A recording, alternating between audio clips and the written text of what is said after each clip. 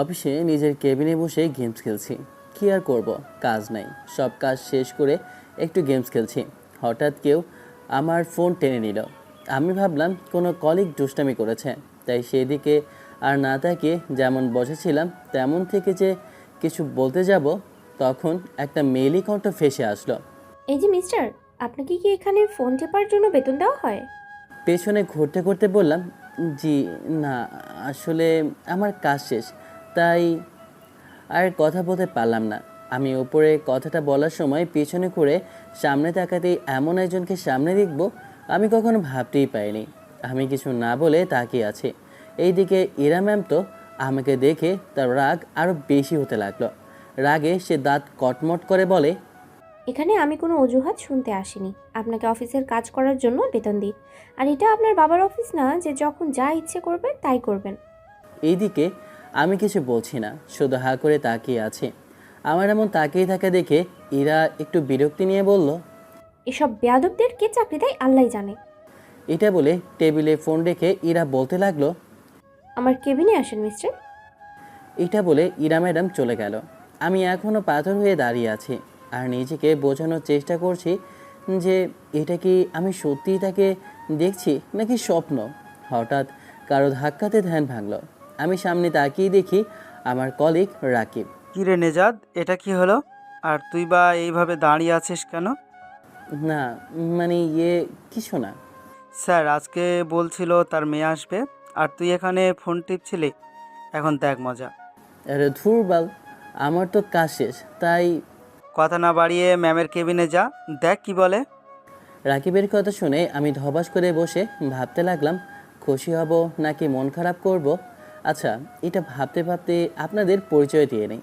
আমি নেজাত, বাবা মায়ের দুই মাত্র সন্তান। আব্বুর একটা দোকান আছে, মা গৃহিণী। আর আমি 1 বছর আগে অনার্স শেষ করে চাকরি করছি, পাশাপাশি পড়াশোনাও চলে। আর আমার একটা বোন আছে, আমরা যমজ। আমার এক মিনিটের ছোট, নাম আরিয়া। আপুর বিয়ে হয়েছে 1.5 বছর। আর যিনি আমার ফোন কেড়ে নিল, ওনার নাম ইরা, আমার অনেক আপন পরিচিত। পুরো পরিচয় না হয় গল্পের সাথেই থাকেন, তাহলেই জানতে পারবেন। আমি আপনাদের সাথে কথা বলতে বলতে ম্যামের কেবিনের সামনে দাঁড়িয়ে বললাম, আসবো ম্যাম? হুম, আয়। কিছু না বলে ম্যামের সামনে যেতে ম্যাম হঠাৎ আমার মুখে একটা কাগজ ছুঁড়ে মারল। আমি ইরার এমন ব্যবহারে বেশ অবাক হলাম না, তবে কাগজটা হাতেও দিতে পারত। আমি কাগজটা হাতে নিয়ে দেখতেই দেখি রিজাইন লেটার। আমি এইবার তার দিকে অবাক নয়নে তাকিয়ে আছে। অনেকদিন পর দেখা হওয়ার পরেও একটা ফর্মালিটির জন্য কিছু করতে পারছি না, তা না হলে এক্ষুনি জড়িয়ে ধরতাম গিয়ে। এইসব ভাবছি, হঠাৎ ইরা বলে উঠল, আপনার মতো লোক আমার অফিসে প্রয়োজন নেই, এখন আসতে পারেন। ম্যাম, এটা কি বলছেন? সামান্য ফোন টিপার জন্য চাকরি থেকে বের করে দিচ্ছেন? আমি তো কাজ চুরি করে ফোন টিপিনি, আমি কাজ শেষ করার পর ফোন টিপছি। এতে কি বেশি অপরাধ? ইরা আমার দিকে রাগে দিছে তাকিয়ে কঠোর কণ্ঠে বলতে শুরু করলো, তোর মতো বেইমান আমার অফিসে থাকলে অফিস একেবারেই রসাতলে যাবে। আর আমি যেটা বলছি এটা এখন তোর এই ক্যারেক্টারলেস মার্কার চেহারাটা নিয়ে আমার চোখের সামনে থেকে দূর হ। ইরার কথা শুনে আমি কষ্ট পেলাম। তার কথার আগামাথা আমি না এখন বুঝতে পারছি আর না আগে বুঝেছি। ইরা, তুমি এমন করছো কেন? তুমি তো আমাকে ভালোবাসতে, তাহলে আগেও আমাকে এমন কথা বলেছিলে, আর আজকেও এমন কথা বলছো, আবার চাকরি থেকেও বের করে দিচ্ছ। মিস্টার নেজাত, মুখ সামলে কথা বলুন। আমি এটা কোনো পার্ক না, এটা অফিস। ইরা, এটা এখন একটা রুম, আমিও তোমার কর্মচারী নয়। কেন কেন তুমি আমার সাথে এমন করছিলে? আমি তো তোমাকে কত ভালোবাসি, সেটা তুমি জানতে না? তোমার রাগ ভাঙাতে তোমার পিছনে ঘুরেছে, কিন্তু তুমি হঠাৎ হারিয়ে গেলে। সে 2 বছর পর আবার দেখা হলো, কিন্তু তোমার রাগ এখনও ভাঙেনি। জানো, আমার এমন কোনো রাত গেছে বলে মনে হয় না যে রাতে তোমার জন্য আমার চোখের পানি পড়েনি। আর আজ তোমাকে দেখে নিজেকে কন্ট্রোল করে রাখছি, আর ভেতরে যে কত খুশি সেটা বোঝাতে পারবো না। আমার কথা শেষ হতে ইরা অর্ধহাসিতে মেতে উঠল। আমি অবাক হয়ে ইরার হাসিটা দেখছি। এখানে আমি কি হাসার কথা বলেছি? তুই কিসের কথা বলছিস? তোর মতো চরিত্রহীন লুচ্চার মুখে ভালোবাসা মানায় না, বুঝলি? তুই শুধু মানুষের মন নিয়ে খেলা করতেই জানিস। আমার তোর মুখ দেখলেই জুতার বাড়ি দিতে মন চায়, লুচ্চা কোথাকার। ইরার কথাটা শুনে বেশ কষ্ট পেলাম। ও তাই, আচ্ছা সেটা নয় হয় মেনে নিও। আচ্ছা একটা কথা বলবে, তুমি আমাকে সেই দিন হঠাৎ গালে থাপ্পড় মেরে লুচ্চা বেয়াদব আরও কত কি বলে চলে গেলে। এরপর তোমার কাছে যতবার গিয়েছি ততবার আমাকে নানাভাবে অপমান করে তাড়িয়ে তাড়িয়ে দিলে, কিন্তু কোনো দিন বলনি আমার দোষ কি, কি করেছি আমি, আজ এইটুকু বলো। আমি গিরগিটি দেখেছি, কিন্তু তোর মতো মানুষ দেখিনি। গিরগিটিও এত তাড়াতাড়ি রং পাল্টাতে পারে না যেটা তুই পারিস। তোকে আমি মন প্রাণ দিয়ে ভালোবেসেছিলাম, আর সেটার পরিবর্তে তুই দিলি আমাকে ধোঁকা। কখনো ঘুরতে গেলে আমি তোকে খাইয়ে দিতে চাইলে বা তোকে খাইয়ে দিতে বললে তুই বলতি বিয়ের পরে, সামান্য এইটুকু বিয়ের পরে। বলাতে আমি খুশি না, মন খারাপ করতাম নিজেই জানি না।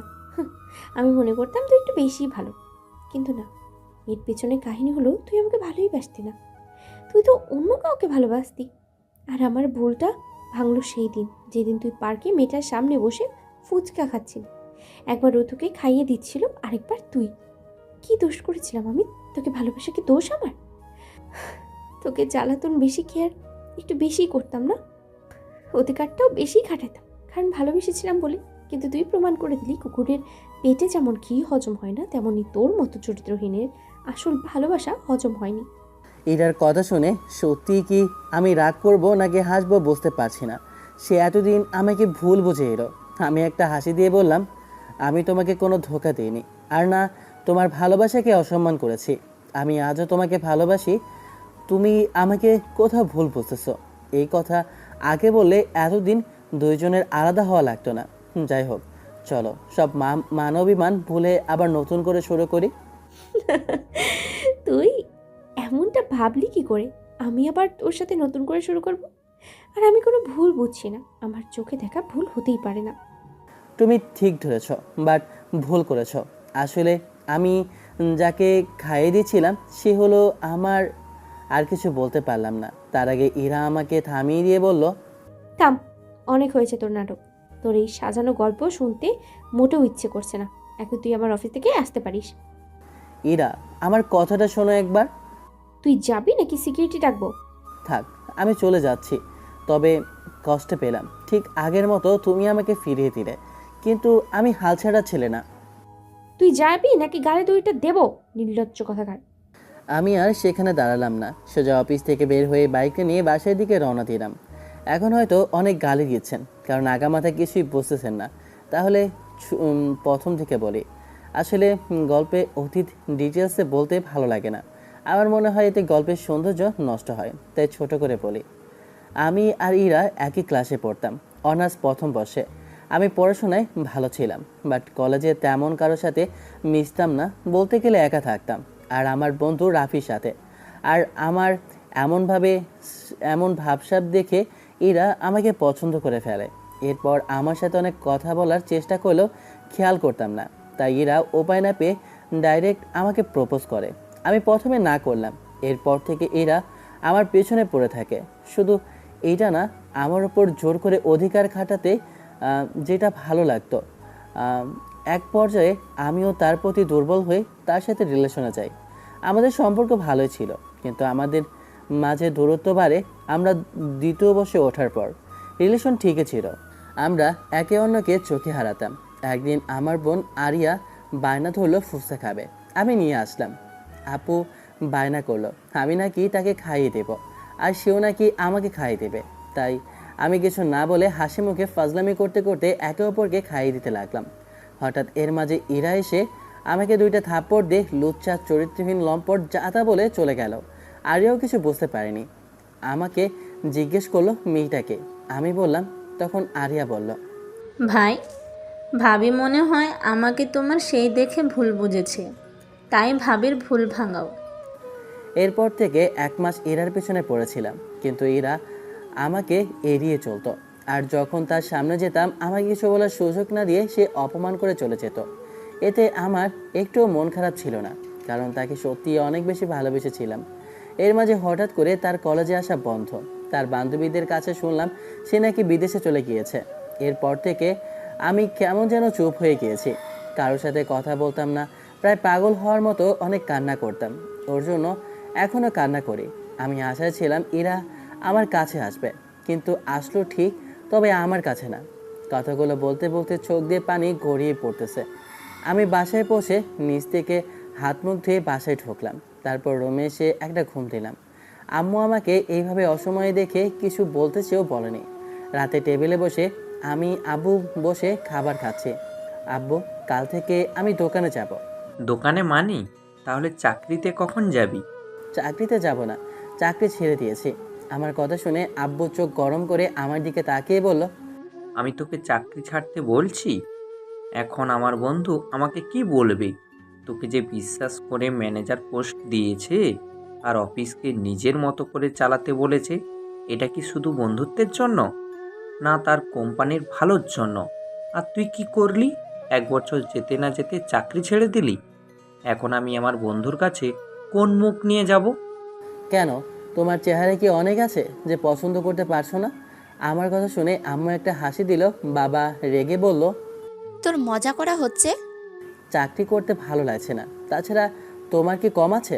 শোন, আমার যা আছে এটা আমার, আর আমি যত বড় হই না কেন সমাজ কিন্তু তোকে বেকারই দেখবে, আর বেকার পুরুষের সমাজে কোনো মূল্য নেই। আমি তো বলছি না খাবো আর ঘুরে বেড়াবো। তোমার জন্য তোমার বন্ধুর অফিসে চাকরি করছি, এদিকে পড়াশোনাও হয়ে গিয়েছে। তোমার বন্ধুর জন্য আমার ক্ষতি হচ্ছে। আমি চাকরি করছি না, তোমার সাথে দোকানে যাব। না, আমার দোকান আমি সামলাবো। যেহেতু চাকরি ছেড়ে দিলি, তাহলে তুই অন্য চাকরি খোঁজ, তবে আমার দোকানে বসার চিন্তা করিস না। আর আমার বাসায় থাকতে হলে বেকার থাকা যাবে না। আব্বুর কথা শুনে রাগ হলেও কিছু বললাম না, তাই খেয়ে রুমে আসার সময় বলে দিলাম সকালে না ডাকতে। এটা বলে রুমে এসে ঘুমিয়ে গেলাম। সকালবেলা ঘুমিয়ে গেল ফোনের শব্দে, তাই ঘুম ঘুম চোখে রিসিভ করতে যা শুনলাম তা শুনে একলা পেয়ে বিছানায় উঠে পড়লাম। ফোনের ওই পাশ থেকে, কিরে হারামি, দিনের 12টা পর্যন্ত কেউ ঘুমায়? দিনের 12টা শুনে লাফ দিয়ে বিছানায় বসি। ফোনের দিকে তাকিয়ে দেখি সত্যিই 12টা। আর কলটা করেছে শাহিন, সে হলো আমার বন্ধু। কাজ কাম নাই, তাই আর কি। আর রাতে বেশি খেলি নাকি শালা? কাজ নাই মানে কি? অফিসে কত কাজ বাকি, আর তুই পরে ঘুমোচ্ছিস? ভাই, আমার চাকরি নাই। মানে কি? অফিস শেষ করে আড্ডায় আসিস, বলবো না। তারপর আর কিছু কথা বলে ফোন কেটে ফ্রেশ হতে যাচ্ছি। আর একটা কথা বলতে ভুলে গিয়েছি, শাহিন ইরাদের অফিসেই চাকরি করে। অন্যদিকে ইরা তার কেবিনে কাজ করছে।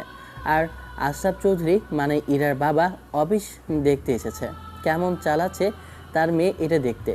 আশরাফ চৌধুরী অফিসে ঢুকে ম্যানেজারের রুম খালি দেখে অনেকটা অবাক হলো। তখন পাশে কেবিনে শাহিনকে ডাক দিল। শাহিন, এদিকে আসো তো। জি স্যার, বলেন।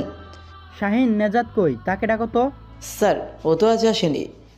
ও, তা কেন আসেনি? শরীর খারাপ নাকি? স্যার, তেমনটা তো বলতে পারবো না, তবে ও বলছে ওর নাকি চাকরি নেই।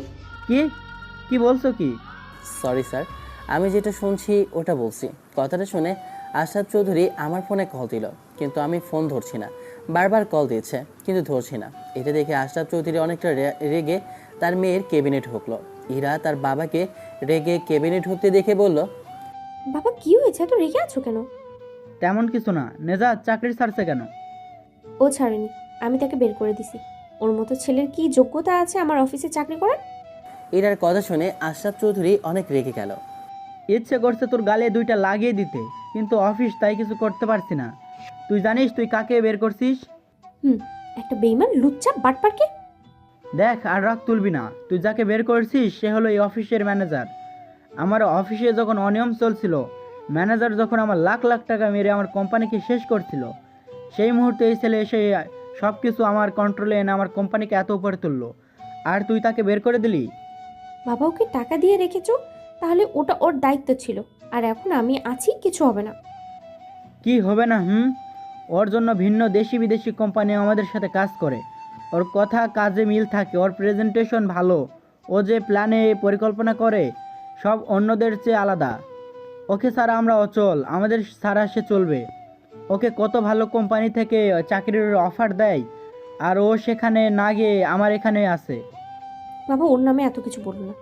ওর প্ল্যান দিয়ে কি হবে যদি আমাদের শ্রমিকরাই কাজ না করতো? এখানে আমাদের শ্রমিকরাই বেটার। তুই যেটা বলছিস সেটা ঠিক, কিন্তু শ্রমিকদের যেভাবে বুঝিয়ে আর শ্রমিকরা যেভাবে তার কথা আন্তরিকভাবে মেনে নিয়ে কাজ করে, সেটা আর কোনো ম্যানেজার করতে পারবে না। আর আমি এত কথা শুনতে চাই না। কাল সকালে আসার আগে আমি যেন ওকে এই অফিসে দেখতে পাই। কিন্তু বাবা, আমি কিছু শুনতে চাই না, যেটা বললাম সেটা করো, না হলে আমি কিন্তু অন্য কিছু করব। এটা বলে ইরার বাবা চলে গেল আর ইরা রাগে গজগজ করে। শালা তোর জন্য বাবা আমাকে কথা শুনিয়ে গেল, তোকে এখানে আনবো, তবে আমি কি জিনিস এটাও বুঝাবো। অন্যদিকে এ গ্রুপ অফ কোম্পানির চির প্রতিদ্বন্দ্বী টিকে গ্রুপে তারেক খান হলো সেই কোম্পানির মালিক। সে তার ডেস্কে বসে কাজ করছে, তখন তার পিএ এসে বলল, বস, একটা খুশির খবর। বলো, কী এমন খুশির খবর? স্যার, এফ গ্রুপের ম্যানেজার নেজাত চাকরি ছেড়ে দিয়েছে। শুনছিলাম তাদের নতুন বস মানে আশরাফ চৌধুরীর মেয়ে তাকে বের করে দিয়েছে। এই কথা শুনে তাহলে বসে কেন, ওর সাথে যোগাযোগ করো, আর যত তাড়াতাড়ি সম্ভব তাকে আমাদের অফিসে চাকরির ব্যবস্থা করো। এর জন্য যা করার তাই করো। Okay sir. এইদিকে আমি ফ্রেশ হয়ে রুমে এসে ফোন হাতে নিয়ে দেখি আশরাফ আঙ্কেলের অনেকগুলা কল। এইটা ভাবতে ভাবতে আবার কল আসলো। আমি দেরি না করে ফোন রিসিভ করে, আসসালামু আলাইকুম আঙ্কেল। ওয়ালাইকুম আসসালাম। বাবা, আমার মেয়ের জন্য আমি তোমার কাছে ক্ষমা চাইছি। আসলে ছোট মানুষ বোঝে না নাকি, তাই বলছিলাম কাল থেকে অফিসে যেও, কেমন? আরে আঙ্কেল, মানুষের ভুল হতে পারে, তাই বলে বড় হয়ে ছোটদের কাছে ক্ষমা চাইতে হবে না। আমি কাল থেকে অফিসে যাব স্যার। বাবা, তোমার কথা শুনে খুশি হলাম।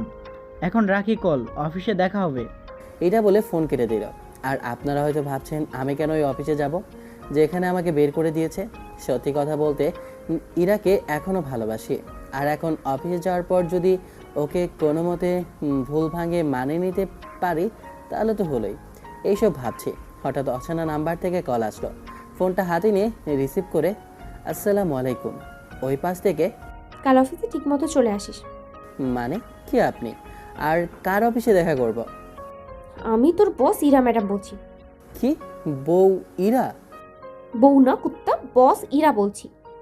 কি বউ ইরা বলছেন, মানে কি? একটু মজা নিচ্ছি। তোর বা কাল অফিসে আসবি সময় মতো। এটা বলে ফোন কেটে দিলাম। এদিকে আমি তো হাসতে হাসি শেষ। অনেকদিন পর পাগলিটাকে জ্বালাতে পারলাম। বিকাল সন্ধ্যায় শায়নের সাথে আড্ডা দিলাম আর সব খুলেও বললাম। সব বুঝলাম। যদি ম্যাম বুঝতে না চায়? দেখ, আমি তাকে আগে থেকে ভালোবাসি, তাই বলে ওর জন্য পাগল হব তা কিন্তু না। এবার জাস্ট সুযোগ দেব। এর ভিতর ঠিক হলে ভালো, না হলে কিছু করার নাই। ভাই, বিশ্বাস যেখানে নেই সেখানে কিসের ভালোবাসা? এরপর শায়নের সাথে আড্ডা শেষ করে বাসায় গিয়ে খাওয়া শেষ করে রুমে এসে আমার মেল বক্স চেক করতে একটা মেল পেলাম টিকে গ্রুপের। আমি সাথে সাথে রিপ্লাই দিলাম, না, আমার কোনো চাকরি চায়নি, এটা ভুয়া। তারপর আমি ঘুমিয়ে গেলাম। সকালে ঘুম থেকে উঠে ফ্রেশ হয়ে নাস্তা করে আম্মুর থেকে বিদায় নিয়ে অফিসের দিকে রওনা হলাম। অফিসের দিকে কিছুক্ষণের মধ্যেই অফিসে এসে গেলাম। অফিসে ঢুকে নিজের কেবিনে যাব, হঠাৎ মনে হলো ইরাকে একটু দেখে আসে। তাই আর দেরি না করে ইরার রুমের সামনে এসে বললাম, আসবো বেবি? এটা একটু আসে বললাম, কিন্তু মনে হয় কথাটা কিছু হলেও কানে গিয়েছে ইরার। ইরার সাথে সাথে দরজার দিকে তাকিয়ে দেখে আমি। আমাকে দেখে রাগে দিশিতে তাকিয়ে বলল, কি বলি তুই? আবার বল।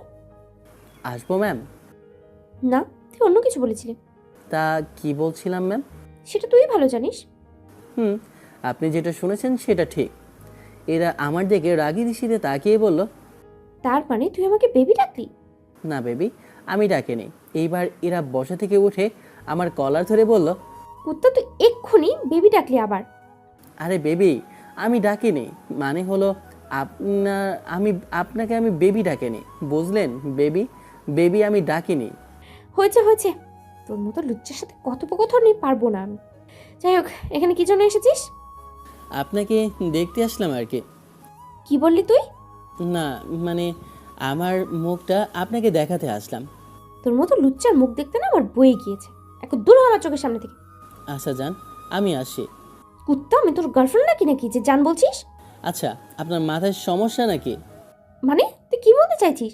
এই যে আপনি আমাকে একটু আগে ধমক দিয়ে চলে যেতে বললেন, সেই জন্যই আমি বলছি আমি যাচ্ছি। আর আচ্ছা যান বলছি, এটার ওই যান না যেটা আপনি ভাবছেন। মনে হয় মনে প্রেম রোগ ধরা পড়েছে। কাকে দেখে ম্যাম এই প্রেম রোগ হলো? এটা বলে তোর দিলাম।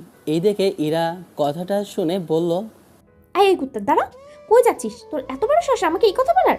কিন্তু আমাকে আর পাই কই। আমি একদৌড়ে নিজের কেবিনে এসে পড়লাম আর মনে মনে বললাম, শালার কি বোকা, তার সামনে জানু বেবি ডাকলাম কতবার আর সে বুঝলো না। এটা বলে আমি সামনে তাকাতে অবাক হয়ে চেয়ারে ধপাস করে বসে পড়লাম। তার কারণ টেবিলের উপর প্রায় 10টার বেশি ফাইল হবে।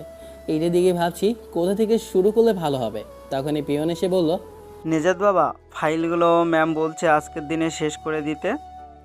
এটা বলে পিয়ন চাচা চলে গেল। আমি কিছু বললাম না, কারণ একদিন আসিনি তাই এমন হয়েছে। আর ইরা আমাকে চাপে রাখতে চায়, তাই এত ফাইল দিয়ে আজকের মধ্যে শেষ করতে বলেছে। অন্যদিকে ইরা মনে মনে বলছে, তুই আমাকে যত মানানোর চেষ্টা করিস না কেন, বেইমান আমি আর তোর মায়ায় পড়ছি না। আর তুই আমার সাথে যা করেছিস আমি তার থেকে বেশি ফিরিয়ে দেব।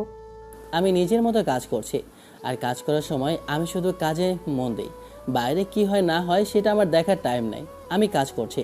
তখন শাহিন এসে বলল, কিরে বেড়া, শুধু কাজ করবি নাকি খাবারও খাবি? ফাইলে চোখ রেখে বললাম, 2 মিনিট বস, আমি 4 নম্বর ফাইলটা শেষ করছি, তারপর। শাম দোস্ত, ম্যাম কিন্তু তোর উপর নজর রাখে, এটা কি তুই জানিস? আমি কাজ করতে করতে হাসি দিয়ে বললাম, আরে বেটা, আমাকে ভালোবাসে তো আমার উপর নজর রাখবে না? শুধু একটু ভুল তো বলেছে, এটা ঠিক করে নেব আমি। কথা বলতে বলতে কাজ শেষ করে কেবিন থেকে বের হয়ে চলে গেলাম খেতে। খাওয়া দাওয়া শেষ করে এসে নিজের কেবিনে বসে কাজ করছি। তখন পিয়ন এসে বলল, আমাকে নাকি ম্যাম ডাকছে। আমি একটা মুচকি হাসি দিলাম, কারণটা শুধু আমি জানি, তবে একটু পর আপনারাও জানবেন। ম্যামের কেবিনের সামনে এসে বললাম, ম্যাম আসবো? আসেন নেজাত সাহেব, আসেন। আপনি না আসলে কে আসবে বলেন? মুখে একটা হাসি নিয়ে কেবিনে ঢুকলাম আর ম্যামের দিকে তাকিয়ে একটা মুচকি হাসি দিলাম। কারণ হলো ম্যাম আমার চকলেট আর ফুলটা হাতে নিয়ে আছে। আসলে দুপুরে খাবার খেয়ে আসার সময় এগুলো এনে এটার কেবিনে রাখছিলাম। তা মিস্টার, এগুলো এখানে রেখে গিয়েছিলেন কেন? যে মানুষটা হাতে নিয়ে রাখছে তাকে দেওয়ার জন্য। কথাটা শেষ করতে এরা আমার গালে একটা কষে থাপ্পড় দিল। থাপ্পড়টা খেয়ে আমি গালে হাত দিয়ে অসহায় দৃষ্টিতে এরার দিকে তাকিয়ে আছে। আর এরা বলতে লাগলো, ছোট লোক বেয়াদব, আদব কায়দা কি কিছুই শিখিসনি নাকি? কার অনুমতি নিয়ে আমার কেবিনে ঢুকলি? আর এগুলোই বা কার অনুমতি নিয়ে দিলি? এটা কি পার্ক মনে হয় নাকি, নাকি রাস্তা মনে হয় যে তুই আমাকে এইসব দিচ্ছিস? এমন করছো কেন? আমি তো তেমন কিছু করিনি, জাস্ট ফুল আর চকলেট দিলাম, যেটা তোমার প্রিয়। এটা বলতে এরা আমাকে আবার বলতে লাগলো, এই সামান্য কর্মচারী হয়ে কোন সাহসে আমাকে তুমি করে বলিস? আর এই সব 2 টাকার চকলেট আর ফুল তোর কাছেই রাখ, ফকিন্নি ছোট লোক লুচ্চা কথাকার। এটা বলে আমার মুখের উপর ছুঁড়ে মারলো চকলেট আর ফুল। আমি ফ্লোরে তাকিয়ে আছি সেই চকলেট আর ফুলের দিকে। কথাগুলো যত কষ্ট দেয়নি তার থেকে এই 2টা জিনিস নিচে পড়ে থাকাতে বেশি কষ্ট পেলাম। আমার চোখ দিয়ে হালকা নোনা জল গড়াচ্ছে। তখন ইরা বলে উঠল, একবার আমার জীবন নষ্ট করতে পেরেছিস বলে এখন এসেছি আবার আমার জীবন নষ্ট করতে? আসলে তোকে কি আর বলবো, তোদের মতো ছেলেদের কি মান সম্মান চরিত্র বলতে কিছু আছে যে একটু কথাগুলো বিন্দু পরিমাণ গায়ে রাখবে? আমি জানি তুমি এইসব আমাকে রাগ আর অভিমানের কারণে বলছো। আমি জানি তুমি এখনও আমাকে ভালোবাসো। প্লিজ আমার কথাটা একটু বিশ্বাস করে কথাটা শোনো। আমার কথা শুনে ইরা অট্টহাসিতে মেতে উঠল। তুই কি মজার কথা বললি রে? আমি ভালোবাসবো তোকে? সেটা তুই ভাবলি কি করে? তোর মতো চরিত্রহীন লম্পট ছেলেকে একবার ভালোবেসে যে ভুলটা করেছিস সেটা কি আবার করবো নাকি? আর তুই কি আর বলবি? নতুন একটা নাটকে বলবি, তারপরে শুনি একটু। তুমি হয়তো বিশ্বাস করবে না, তোমাকে সে আগের মতো এখনও ভালোবাসে। তোমার প্রতি আমার ভালোবাসাটা এক চুল পরিমাণও কমেনি। সেই দিন পার্কে আমাকে আমার বোনের সাথে দেখে আমাকে ভুল বোঝার পর থেকে তোমার পেছনে কত ঘুরেছি, শুধু এটা বলতে যে ওইটা তোমার ভুল ধারণা, কিন্তু তুমি শোনোনি, তারপরেও কিছু মনে করিনি। আর এখনই একই কাজ করছো, কারণ ভালোবাসি তোমাকে। আমার কথা শেষ হতেই এরা আমার গালে ঠাস করে একটা থাপ্পড় দিয়ে বলল, আমি অনেক চাওড়া চরিত্রহীন লম্পট দেখেছি, কিন্তু তোর মতো না। তুই যে অভিনয় করে আমাকে অনুগল্পটা বললি না, বিশ্বাস কর এই অভিনয় করে সিনেমায় কাউকে দিলে না তুই সিনেমায় চান্স পাবি। আর অনুগল্প লিখে বই বের করলে সেই বইয়ের জন্য সেরা লেখকের পুরস্কার পাবি। প্লিজ আমার কথা বিশ্বাস করো। আমি তোর অন্য গার্লফ্রেন্ডদের মতো গাধা না যে কিছু বুঝতে পারবো না। নিজের চোখে কি সুন্দর একে অপরকে খাইয়ে দিচ্ছিলি আর বলছিলি এটা তোর বোন। হুম এই এই কথাটা বলার আগে ইরা আরেকটা থাপ্পড় দিয়ে বলল। আমি আর কিছু না বলে বের হয়ে গেলাম আর নিজেকে স্বাভাবিক করে কেবিনে গিয়ে কাজ করতে লাগলাম। অন্যদিকে ইরা তার হাতের দিকে তাকিয়ে চোখের পানি ফেলছে। আমি আর কিছু শুনতে চাই না, বেরোয় যা আমার রূপ থেকে। কেন নির্জাত, কেন আমার জীবনে তুমি আবার ফিরলে? আমি তোমাকে ভুলে গিয়েছিলাম, কেন আবার আসলে? একবার কি বেইমানি করে শান্তি হয়নি, নাকি আবার বেইমানি করতে চাও? এরা মনে মনে এইসব ভাবছে। অন্যদিকে শাহিন আমার মুখ দেখে বুঝে গেল খারাপ কিছু হয়েছে। শাহিন আমার কাছে আসতে গিয়েও আসতো না, কারণ এই সময় আমি একা থাকলে ভালো হবে। আমি সকল ফাইল বিকেলের মধ্যে শেষ করে ম্যামের কেবিনে নিয়ে গেলাম। এখন তুই যা, আমি ফাইলগুলো দেখে তোকে ডেকে পাঠাচ্ছি। আমি কিছু না বলে আমার কেবিনে এসে কিছু জরুরি টুকটাক কাজ করছি। কিছুক্ষণ পর পিয়ন এসে ডেকে গেল। ম্যাম নাকি ডাকছে? আসবো ম্যাম? আয়। আমি কেবিনে ঢুকতে নীলা হঠাৎ আমার মুখের ওপর 2টা ফাইল ছুঁড়ে মারল। এগুলো কি? কেন যে বাবা তোকে আবার অফিসে নিয়ে আসলো আমি বুঝতে পারছি না।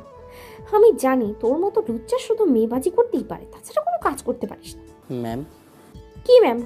এগুলো কোনো কাজ হলো? এগুলো যদি ক্লায়েন্টদের দেখায় তারা তো আমার সাথে কাজ করতেই চাইবে না। কিন্তু ম্যাম আমি তো। চুপ, যা গিয়ে ফাইলগুলো ঠিক করে আন, আর সময় মাত্র 30 মিনিট। ম্যাম এইটুকু সময়ের মাঝে কি করে সম্ভব? বেশি বললে 20 মিনিট দেবো। আমি আর কিছু না বলে ফাইল 2টা নিয়ে কেবিনে বসে দেখতে লাগলাম। আমি ফাইল 2টা দেখে অবাক, কারণ ফাইলে কোনো সমস্যা নেই, কিন্তু সমস্যা হলো ফাইল 2টা পুরো কেটে দিয়েছে। এটা দেখে বুঝতে পারছি। আর একটা মুচকি হাসি দিয়ে বললাম, কত অপমান করতে পারো আমিও দেখি। এটা বলে আর 2টা নতুন ফাইলে পেজ নিয়ে আমি আবার ফাইলটা হুবহু করতে লাগলাম। ফাইলগুলো যেহেতু আগের থেকে করা ছিল সেহেতু সমস্যা ছিল না। আমি ফাইল শেষ করতে টাইম দেখে আমি তাড়াতাড়ি ম্যামের কেবিনে চলে গেলাম।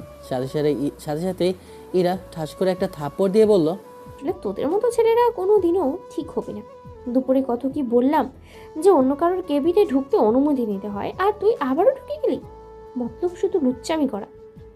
ম্যাম আমি বুঝতে পারিনি, আমার ভুল হয়েছে। হয়েছে, তোদের আমার চেনা আছে। এখন বল কি জন্য এসেছিস? ফাইলগুলো এগিয়ে দিলাম। ইরা ফাইলগুলো নিয়ে সময় দেখে বলল, 10 মিনিট লেট করেছিস। আসলে ম্যাম একটা করতে অনেক সময় লাগে, এখানে তো 2টা। তাহলে হয়েছে, আর অজুহাত দিতে হবে না। তোদের মতো নির্লজ্জ বেহায়া ছেলেরা অজুহাত ছাড়া কিছুই তো করতে পারে না। কি দেখে বাবা তোকে চাকরিতে রাখছে? এখন লেট যখন করেছিস শাস্তি তো পেতে হবে। আজ তোর বেতন থেকে 10,000 টাকা কাটা হলো। ম্যাম মাত্র 10 মিনিট ভুলের জন্য। এখন আরেকবার কথা বলে না আরও কাটবো। আমি চুপ হয়ে গেলাম। এখন তোর এই পাপি মুখ নিয়ে আমার কেবিন থেকে বের হ। আমি কিছু না বলে একটা হাসি দিয়ে চলে আসলাম। এসে দেখি অফিস ছুটি আর শাহিন আমার জন্য দাঁড়িয়ে আছে। তারপর দুজন একসাথে নিচে গিয়ে 1 প্যাকেট সিগারেট নিয়ে রিক্সায় উঠে সিগারেট ধরিয়ে দুজন একসাথে খেতে লাগলাম। এইভাবে কেটে গেল 1 সপ্তাহ। এই 1 সপ্তাহে প্রতিদিন নীলার কেবিনে লাঞ্চের পর ফুল চকলেট রেখে আসি, আর প্রতিদিন সে একই নিয়মে অপমান করে। প্রতিদিন ফাইলের কাজ শেষ করি, আর প্রতিদিন ফাইলে ভুল না থাকার পরেও এক ফাইলে 2বার কাজ করি, আর ভুল না করে ভুলের জন্য অপমান মাথা পেতে নেই। শুধু একটা কারণ তাকে ভালোবাসি, আর সে তো আমাকে পার্সোনালভাবে অপমান করে, তাই কিছু মনে করি না। আজ একটা স্পেশাল ডে, যেটা আমার জন্য ও ইরার জন্য আরও বেশি। তাই অফিসে কেউ যাওয়ার আগে আমি আর শাহিন যাচ্ছি। ভাই, কেন নিজেকে অপমান করার সুযোগ করে দিচ্ছিস? এরা তোকে এখন ভালোবাসে না। শাহিনের কথা শুনে একটা হাসি দিলাম, কিন্তু কিছু বললাম না। বেশি বলিস না, যা করব সেটা ঠিক মতো হলেই হলো। আর যেটা অর্ডার দিতে বলেছিলাম দিয়েছিলি? সময় মতো চলে আসবে। একটু পর অফিসে এসে পিয়ন চাচাকে নিয়ে সব কিছু করে বসে আছি ইরার অপেক্ষায়। আর ইরা না আসা পর্যন্ত আমি কাউকে অফিসে যেতে দিইনি। ইরা অফিসে এসে একটু অবাক হয়েছে, কারণ অফিসের সামনে সবাইকে দেখে। কি হলো, তোমরা অফিসে না ঢুকে এইভাবে দাঁড়িয়ে আছো কেন? সবার সামনে গিয়ে বলল, ম্যাম নেজাত স্যার কাউকে ঢুকতে দিচ্ছে না, কারণ আগে আপনি ঢুকবেন তাই। ইরা এটা শুনে বেশ রাগ হলেও কিছু না বলে ভিতরে ঢুকতে লাগলো। ইরা অফিসে ঢুকতে অবাক হয়ে গিয়েছে। ইরা নিজেও জানতো না আজ তার জন্মদিন। দরজার শুরু থেকে একদম তার কেবিনের দরজা পর্যন্ত বেলুন দিয়ে সুন্দর করে সাজানো। তখন সবাই ইরাকে অভিনন্দন জানালো। ইরা একটু খুশি হয়ে ওর কেবিনের দিকে যেতে লাগলো।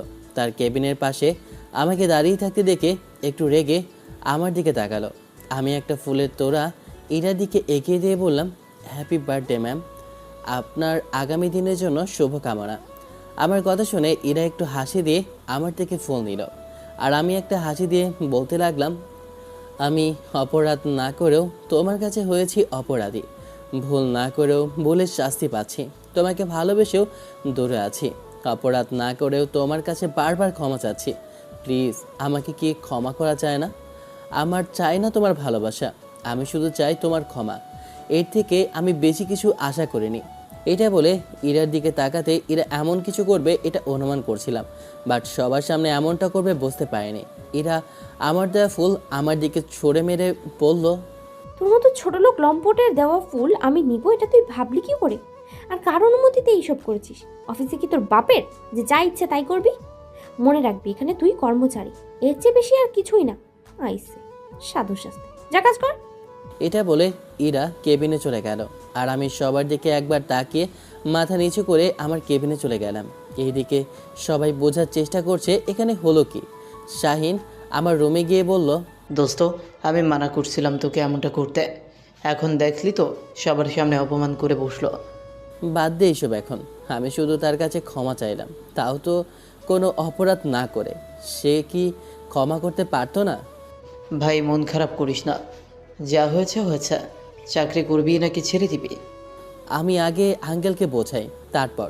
এটা বলে আমি কিছু একটা মনে করে বসা থেকে উঠে কেবিন থেকে বের হয়ে যেতে লাগলাম। এটা দেখে রাফি বেশ অবাক হলেও কিছু না বলে আমার যাওয়ার দিকে তাকিয়ে আছে। অন্যদিকে ইরা তার কেবিনে গিয়ে চেয়ারে বসতেই তার টেবিলের সামনে মাঝে একটা গিফট বক্স। গিফটটা দেখে প্রথমে রাগ হলো, পরে কিছু একটা ভাবে আর মুচকে একটা হাসি দিয়ে ভাবতে লাগলো, কি হতে পারে এই বক্সে? পাগলটা কি কোনো স্পেশাল কিছু রেখেছে নাকি? তোর এত ভাবছি কিসে? খুলে দেখি। এটা বলে ইরা খুলতে লাগলো। প্রায় খোলা শেষ এমন সময় কেউ একজন বলে উঠলো, আসবো ম্যাম? ইরা সামনে তাকিয়ে আমাকে দেখে বলল, আয়। আমি ভিতরে ঢুকতেই ইরা আবার গিফট খুলতে লাগলো আর আমাকে বলল, কি বলবি? কিছু বলবো না, তবে কিছু নিতে এসেছি। ইরা আমার দিকে তাকিয়ে বলল, কি নিতে আসলে? এটা বলতে আমি ইরার হাত থেকে গিফটের বক্সটা নিয়ে নিলাম। এতে ইরা অনেক রেগে গেল। এই তোর সাহস হয় কি করে আমার হাত থেকে গিফট নিয়ে নেওয়ার? সরি ম্যাম, সাহস তো নাই, তবে ছোট লোক লম্পটের কিছু জিনিস ভালো মানুষের কাছে থাকুক বা গ্রহণ করুক এটা ভালো দেখে না, এগুলো শুধু একমাত্র ছোট লোকদের অধিকার। এটা বলে আমি গিফটটা নিয়ে ইরার কেবিন থেকে বের হয়ে গেলাম। এইদিকে ইরা কি করবে ভেবে পাচ্ছে না, সে শুধু একটা কথা চিন্তা করছে, আমি কিভাবে ওর হাত থেকে গিফটটা নিয়ে নিলাম। গিফটটা নিয়ে অফিস থেকে বের হয়ে অফিসের পাশে একটা খেলার মাঠ আছে, সেখানে গিয়ে খুললাম। আসলে গিফটে কেক ছিল, যেটা ইরার জন্মদিনের জন্য আনা হয়েছে। আমি বাচ্চাদের সবাইকে ডেকে কেকটা সবাইকে ভাগ করে দিয়ে দিলাম। সবাই মজা করে খেলো আর আমাকে ধন্যবাদ দিল। এইদিকে ইরা নিজের কেবিনের জানালা দিয়ে এই সব দেখে রাগে ফুঁসতেছে আর বলছে, আমার জন্য আনা কেক ওই ছেলেদের দিয়ে দিল? আসুক অফিসে, দেখাবো মজা। আমি অফিসে এসে নিজের কেবিনে যেতে পিয়ন এসে বলে গেল আমাকে নাকি ম্যাম ডাকছে। আমি অনুমতি নিয়ে ইরার কেবিনে ঢুকে তার সামনে দাঁড়িয়ে আছি। এরা আমার দিকে রাগে দৃষ্টিতে তাকিয়ে বলল, আমার জন্মদিনের জন্য আনা কেক তুই ওদের খাওয়ালি কেন? দেখেন ম্যাম, আমি একটা ছোট লোক লম্পট, আমি অনুমতি ছাড়া যা করছি তার জন্য সরি। আর আপনি নিজে যখন বলেছেন আমার মতো ছোট লোকের হাত থেকে কিছু নেবেন না, তাহলে কেকটাও নেবেন না। তাছাড়া কেক তো এই ছোট লোকই এনেছে, তাই আপনার কাছে আবার অপমানিত না হওয়ার চেয়ে ওই ছেলেদের কেকটা খাইয়ে তাদের থেকে ধন্যবাদ নেওয়াই ভালো। আমি কি তোকে নিয়ে যেতে বলেছিলাম কেকটা? যেহেতু আমি এনেছি সেহেতু নিয়ে যেতেই পারে, এখন কি আসতে পারি আমি? তুই কিন্তু সীমা ছাড়িয়ে যাচ্ছিস। আমাকে সহ্য করতে না পারলে বের করে দিন, যেহেতু আমি বেয়াদব লম্পট একটা। এটা বলে চলে আসলাম নিজের কেবিনে, তারপর কাজ করতে লাগলাম। আমার কাছ থেকে এমন ব্যবহার দেখে এরা কিছুটা অবাক হলো আর তার মনে কেমন জানি করে উঠল। সন্ধ্যায় কাজ শেষ করে শাহিনকে বললাম, কিরে বাসায় যাবি না? তুই নিচে অপেক্ষা কর, আমি আসছি 5 মিনিট পর। আমি কিছু না বলে নিচে গিয়ে একটা সিগারেট ধরিয়ে খেতে লাগলাম আর অপেক্ষা করছি শাহিনের জন্য। এদিকে ইরা গাড়ি নিয়ে যাওয়ার সময় দেখলো আমি সিগারেট খাচ্ছি। এটা দেখে তার কেন জানি রাগ হলো, আর সে রেগে চলে গেল। একটু পর শাহিন আসতে তার সাথে চলে যেতে লাগলাম। আমার বাসা যেহেতু শাহিনের বাসা থেকে কাছে, তাই আমি আগে নেমে পড়লাম আর শাহিনকে বিদায় দিয়ে বাসায় চলে আসলাম। বাসায় এসে ফ্রেশ হয়ে বিছানায় শুয়ে পড়লাম আর ভাবতে লাগলাম আজ কি হলো আমার সাথে। সব কিছু ভেবে একটা সিদ্ধান্ত নিলাম যে এরার পেছনে আর ঘুরবো না। এইসব ভাবতে ভাবতে ঘুমিয়ে গেলাম। হঠাৎ কেউ একজন চোর টেনে ধরতেই ঘুম ভেঙে গেল। ঘুম ভাঙতে পাশে তাকিয়ে দেখি নুসরাত মামুনি। নুসরাত হলো আমার আপুর মেয়ে, এখনও ছোট, ভালো করে কথা বলতেই পারে না। আমি তাকে দেখে তাকে জড়িয়ে ধরে বুকে টেনে নিতেই মামা বলে চিৎকার দিয়ে উঠল। আমি তার গালে একটা পাপ্পি দিলাম, তারপর তার সাথে খেলা করতে লাগলাম। একটু পর, কী রে, তোর ঘুম ভাঙলো তাহলে? যাকে রেখে গেলি সে তো এমনিতেই ঘুমাতে দেবে না। আরে ও ঘুম থেকে মাত্র উঠছিল, কান্না করছিল, তাই তোর কাছে দিয়ে গেলাম যাতে কান্নার চিৎকার শুনে তুই উঠে যাস। কি মা, তুই মেয়ের কান্না না থামিয়ে উল্টো তার কান্না দিয়ে আমার ঘুম ভাঙাতে চাইলি? শুধু শুধু কষ্ট করে লাভ আছে? তুই উঠলে এমনিতেই সে কান্না বন্ধ করে দিত। এতে এক কাজে দুই কাজ। আসলি কখন? সন্ধ্যায় তুই তখন ঘুমিয়েছিলি। ও আচ্ছা, তোর মেয়েকে নিয়ে যা এখন, আমি ফ্রেশ হয়ে নিচে আসছি। ওকে। আপু নুসরাতকে নিয়ে গেল আর আমি ফ্রেশ হতে চলে গেলাম। ফ্রেশ হয়ে রুমে এসে নিচে গিয়ে দেখি সবাই টেবিলে বসে আছে, তাই আমিও গিয়ে বসলাম আর সবার সাথে টুকটাক কথা বলে খেতে লাগলাম। ও, আপনাদের তো আপুর স্বামীর কথা কিছু বললামই না। আসলে দুলাভাই বিদেশে থাকে, তাই বলতে ভুলে গিয়েছি। খাওয়ার এক পর্যায়ে আমি বলে উঠলাম, আব্বু আমার চাকরি করতে ভালো লাগছে না, আমি চাকরি ছেড়ে দিতে চাই। কিছুদিন পর পর কি ঝামেলা করিস বলতো? চাকরি না করলে করবি কি? আমি কিন্তু দোকান ছাড়তে পারবো না। এই বয়সে দোকান না করে একটু রেস্ট নাও, আমি দোকান করব। না, আমার বসে থাকতে ভালো লাগে না। তাছাড়া আমার বন্ধুর অফিসে চাকরি করতে তোর সমস্যা কি? তুই তো ওখানে নিজের অফিসের মতো চাকরি করিস, তাই না? ওখানে চাকরি করব না, আমাকে দোকান করতে না দিলে আমি বসে বসে খাবো। তোমার কিন্তু কম নাই, আমার নাতিপুতিরাও খেয়ে যেতে পারবে। ভালো কথা, তুই যদি আমার কথা মানিস তো তোকে চাকরিও করতে হবে না, দোকানও করতে হবে না। আমি তোকে টাকা দিব, সেটা দিয়ে তুই যেটা ইচ্ছে সেটা করতে পারবি। আমি আম্মুর কথা শুনে কিছু না ভেবে বলে দিলাম, আমি রাজি। কি কথা বলো? বিয়ে করতে হবে তোকে। এইটা শুনে বিয়ে কর একটা, বয়স তো কম হয় না। দুজনের কথা শুনে বুকের মাঝে কেমন করে যেন মোচড় দিয়ে উঠল। কথা মুখ দিয়ে বের হচ্ছে না। পরক্ষণেই ভাবলাম, এমন শূন্যতা যার জন্য হচ্ছে সে তো আমাকে চায় না, আমাকে অবিশ্বাস করে। আর যেখানে বিশ্বাস নাই সেখানে আর কিছু না। আমি এইসব ভাবছি, তখন আব্বু বলল, কি ভাবছিস? তোর আম্মুর কথার জবাব দে। আমি কিছু না বলে খাওয়া শেষ করে হাত ধুয়ে উঠতেই, কি রে, এমন চুপ হয়ে গেলি কেন? এখন আমার বিয়ের কথা নাচতে নাচতে তোমাদের বলতে হবে নাকি? তোমাদের ছেলে, তোমরা যা করো। এটা বলে চলে আসলাম রুমে। রুমে এসে নানা কথা চিন্তা করতে লাগলাম। আর আম্মু আব্বু তো সেই খুশি। সকালবেলায় ঘুম থেকে উঠে ফ্রেশ হয়ে নাস্তা করে অফিসের দিকে রওনা হলাম। অফিসে এসে নিজের রুমে কাজ করছি, আর এদিকে এরা ভাবছে আজ আবার কি হলো নিজেদের? একবারও কেবিনে আসলো না। অন্যদিন তো কেবিনের কারণে অকারণে এসে বিরক্ত করে ফেলে। এইদিকে দুপুর পর্যন্ত কাজ করে যেই 3টা ফাইল শেষ করলাম, সেগুলো একসাথে করে পিয়নকে ডেকে বললাম, চাচা এগুলো ম্যামকে দেবেন আর বলবেন যেগুলো ভুল হয়েছে সেগুলো চেক করে পাঠিয়ে দিতে। তারপর পিয়ন চলে গেল ফাইল নিয়ে ম্যামের কাছে। ইরা ফাইলগুলো দেখে বলল, এগুলো তো নিজেদের ফাইল। ম্যাম, নেজাদ নিজে বলল আপনার কাছে নিয়ে যেতে, আর চেক করে যেগুলো ভুল হবে সেগুলো আমাকে দিবেন, আমি আবার নিয়ে যাব। আচ্ছা তুমি যাও আর ওকে ডেকে দাও। পিয়ন আবার আমার কাছে এসে বলল, তোমাকে ম্যাম ডাকছে। এখন খাওয়ার সময়, আমি খেতে গেলাম, খেয়ে এসে দেখা করব। এটা বলে কেবিন থেকে বের হতে সায়নের সাথে চলে গেলাম রেস্তোরাঁয়। অন্যদিকে প্রিয়নের কাছে আমার এমন কথা শুনে কিছুটা রেগে গেল ইরা, আবার পরক্ষণেই হাসলো, কারণ আমি তার কেবিনে আসবো এটা ভেবে। আমি খাবার খেয়ে নিজের কেবিনে বসে কাজ করছি। এদিকে ইরা খাবার খেয়ে এসে দেখে আগের মতো তার টেবিলে চকলেট বা ফুল নেই। এইদিকে ইরা খাবার খেয়ে এসে দেখে আগের মতো তার টেবিলে চকলেট বা ফুল নেই। এটা দেখে একটু অবাক হলো। তারপর আমার দিকে তাকিয়ে দেখলো আমি মন দিয়ে কাজ করছি। কিন্তু অন্যদিন আমি তার দিকে তাকিয়ে থাকতাম। ইরা আবার আমাকে ডেকে পাঠালো। পিয়ন আমাকে বলে চলে গেল। আমি নিচের কেবিন থেকে উঠতে আমার ফোনটা বেজে উঠল। তাকিয়ে দেখি আমার বোন। আমি রিসিভ করতেই, ভাই, তুই ছুটি নিয়ে চলে আয়, আজ ঘুরতে ইচ্ছে করছে, অনেক দিন হলো ঘুরি না। আচ্ছা দেখি। এটা বলেই ফোন কেটে ইরার কেবিনে অনুমতি নিয়ে ঢুকে বললাম, জি ম্যাম, কিছু বলবেন? তুই এই ফাইলগুলো পিয়নকে দিয়ে পাঠালি কেন? কেন, কোনো সমস্যা? ফাইল কোনো সমস্যা থাকলে বলেন। না, ফাইলের সমস্যা নেই, তুই কেন আসলি না সেটা বল।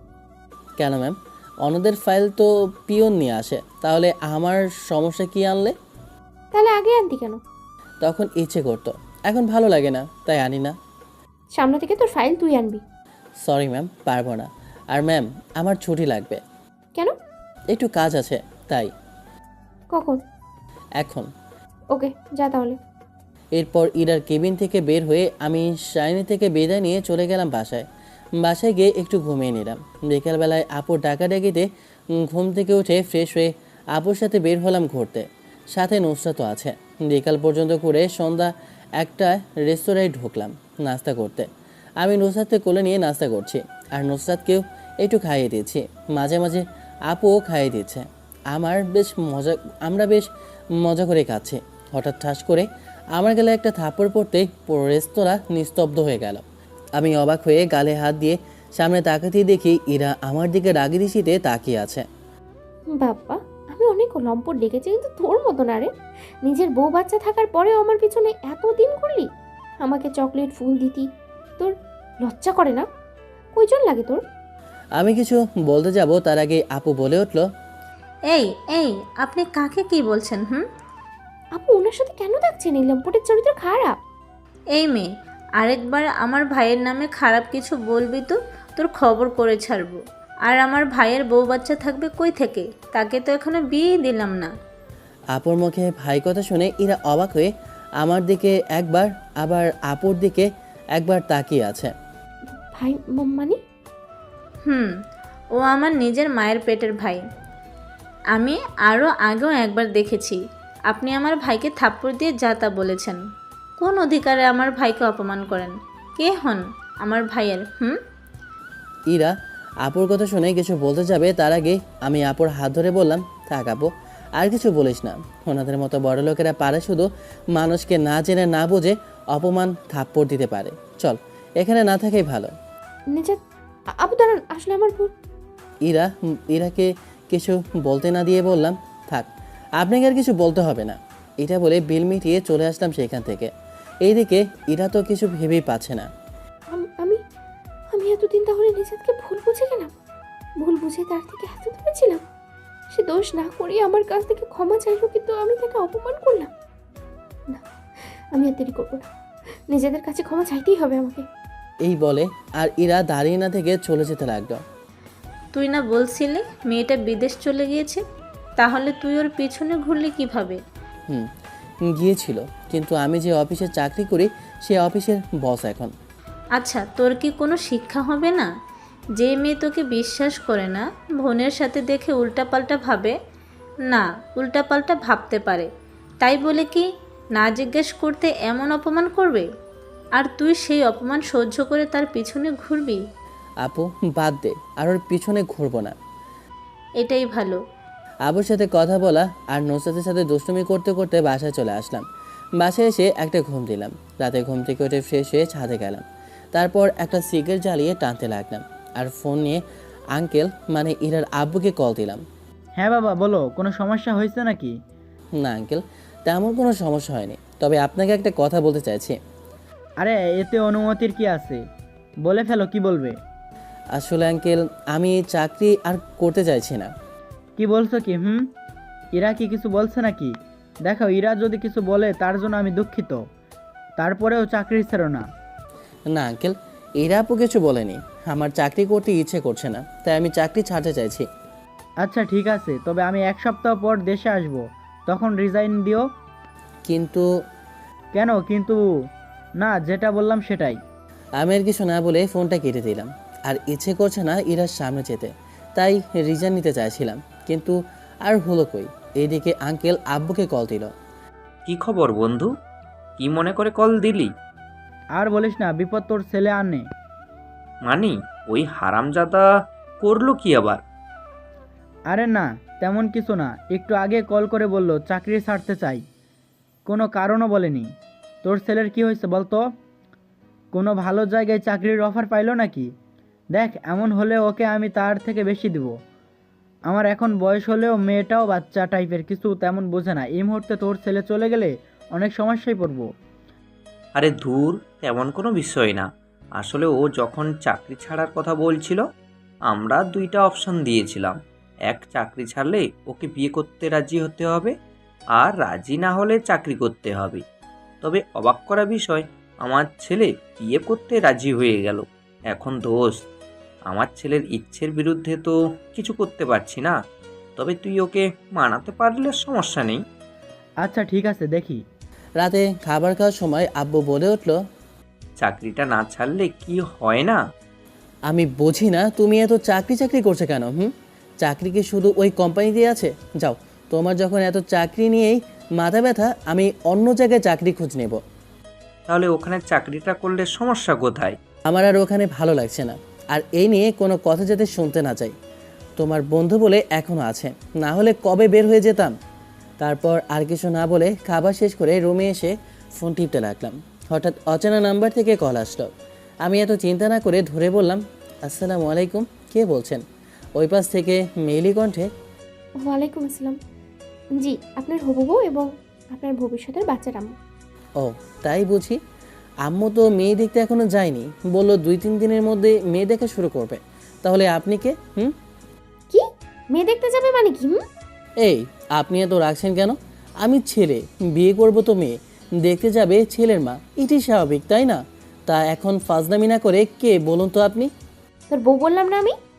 সরি, এখনও বিয়ে করিনি, বিয়ে করার প্ল্যান করছি। মনে হয় রং নাম্বার, বাই। এই একদম কাটবি না। কিন্তু কে শোনে কার কথা? আমি দিলাম ফোন কেটে। ফোন কাটতে না কাটতেই আবার বেজে উঠল ফোন। আমি আবার দেখি সেই নাম্বার, আবার কেটে দিলাম। এইভাবে যতবার কল দিল ততবার কেটে দিলাম। এক পর্যায়ে বিরক্ত হয়ে ব্লক করে দিলাম নাম্বারটা। আমি জানি নাম্বারটা কার, মেয়েটাকে সেটাও জানি, কিন্তু সময় এখন আর নেই। অন্যদিকে ইরা আমার এমন ব্যবহার দেখে খুশি হবে নাকি রাগ করবে বুঝতে পারছে না। সে এই ভেবে একটা হাসি দিল। যে ছেলে অপরিচিত কারোর সাথে কথা বলে না, তাও আবার এমন মিষ্টি করে কথা বলার পরেও, আর আমি নাকি তাকে বুঝলাম ভুল। ছি রা ছি, এই ছিল তোর ভালোবাসা? কিন্তু কতটাও আর ফোন ধরছে না। ওয়েট, ওর জন্য মেয়ে দেখছে মানে?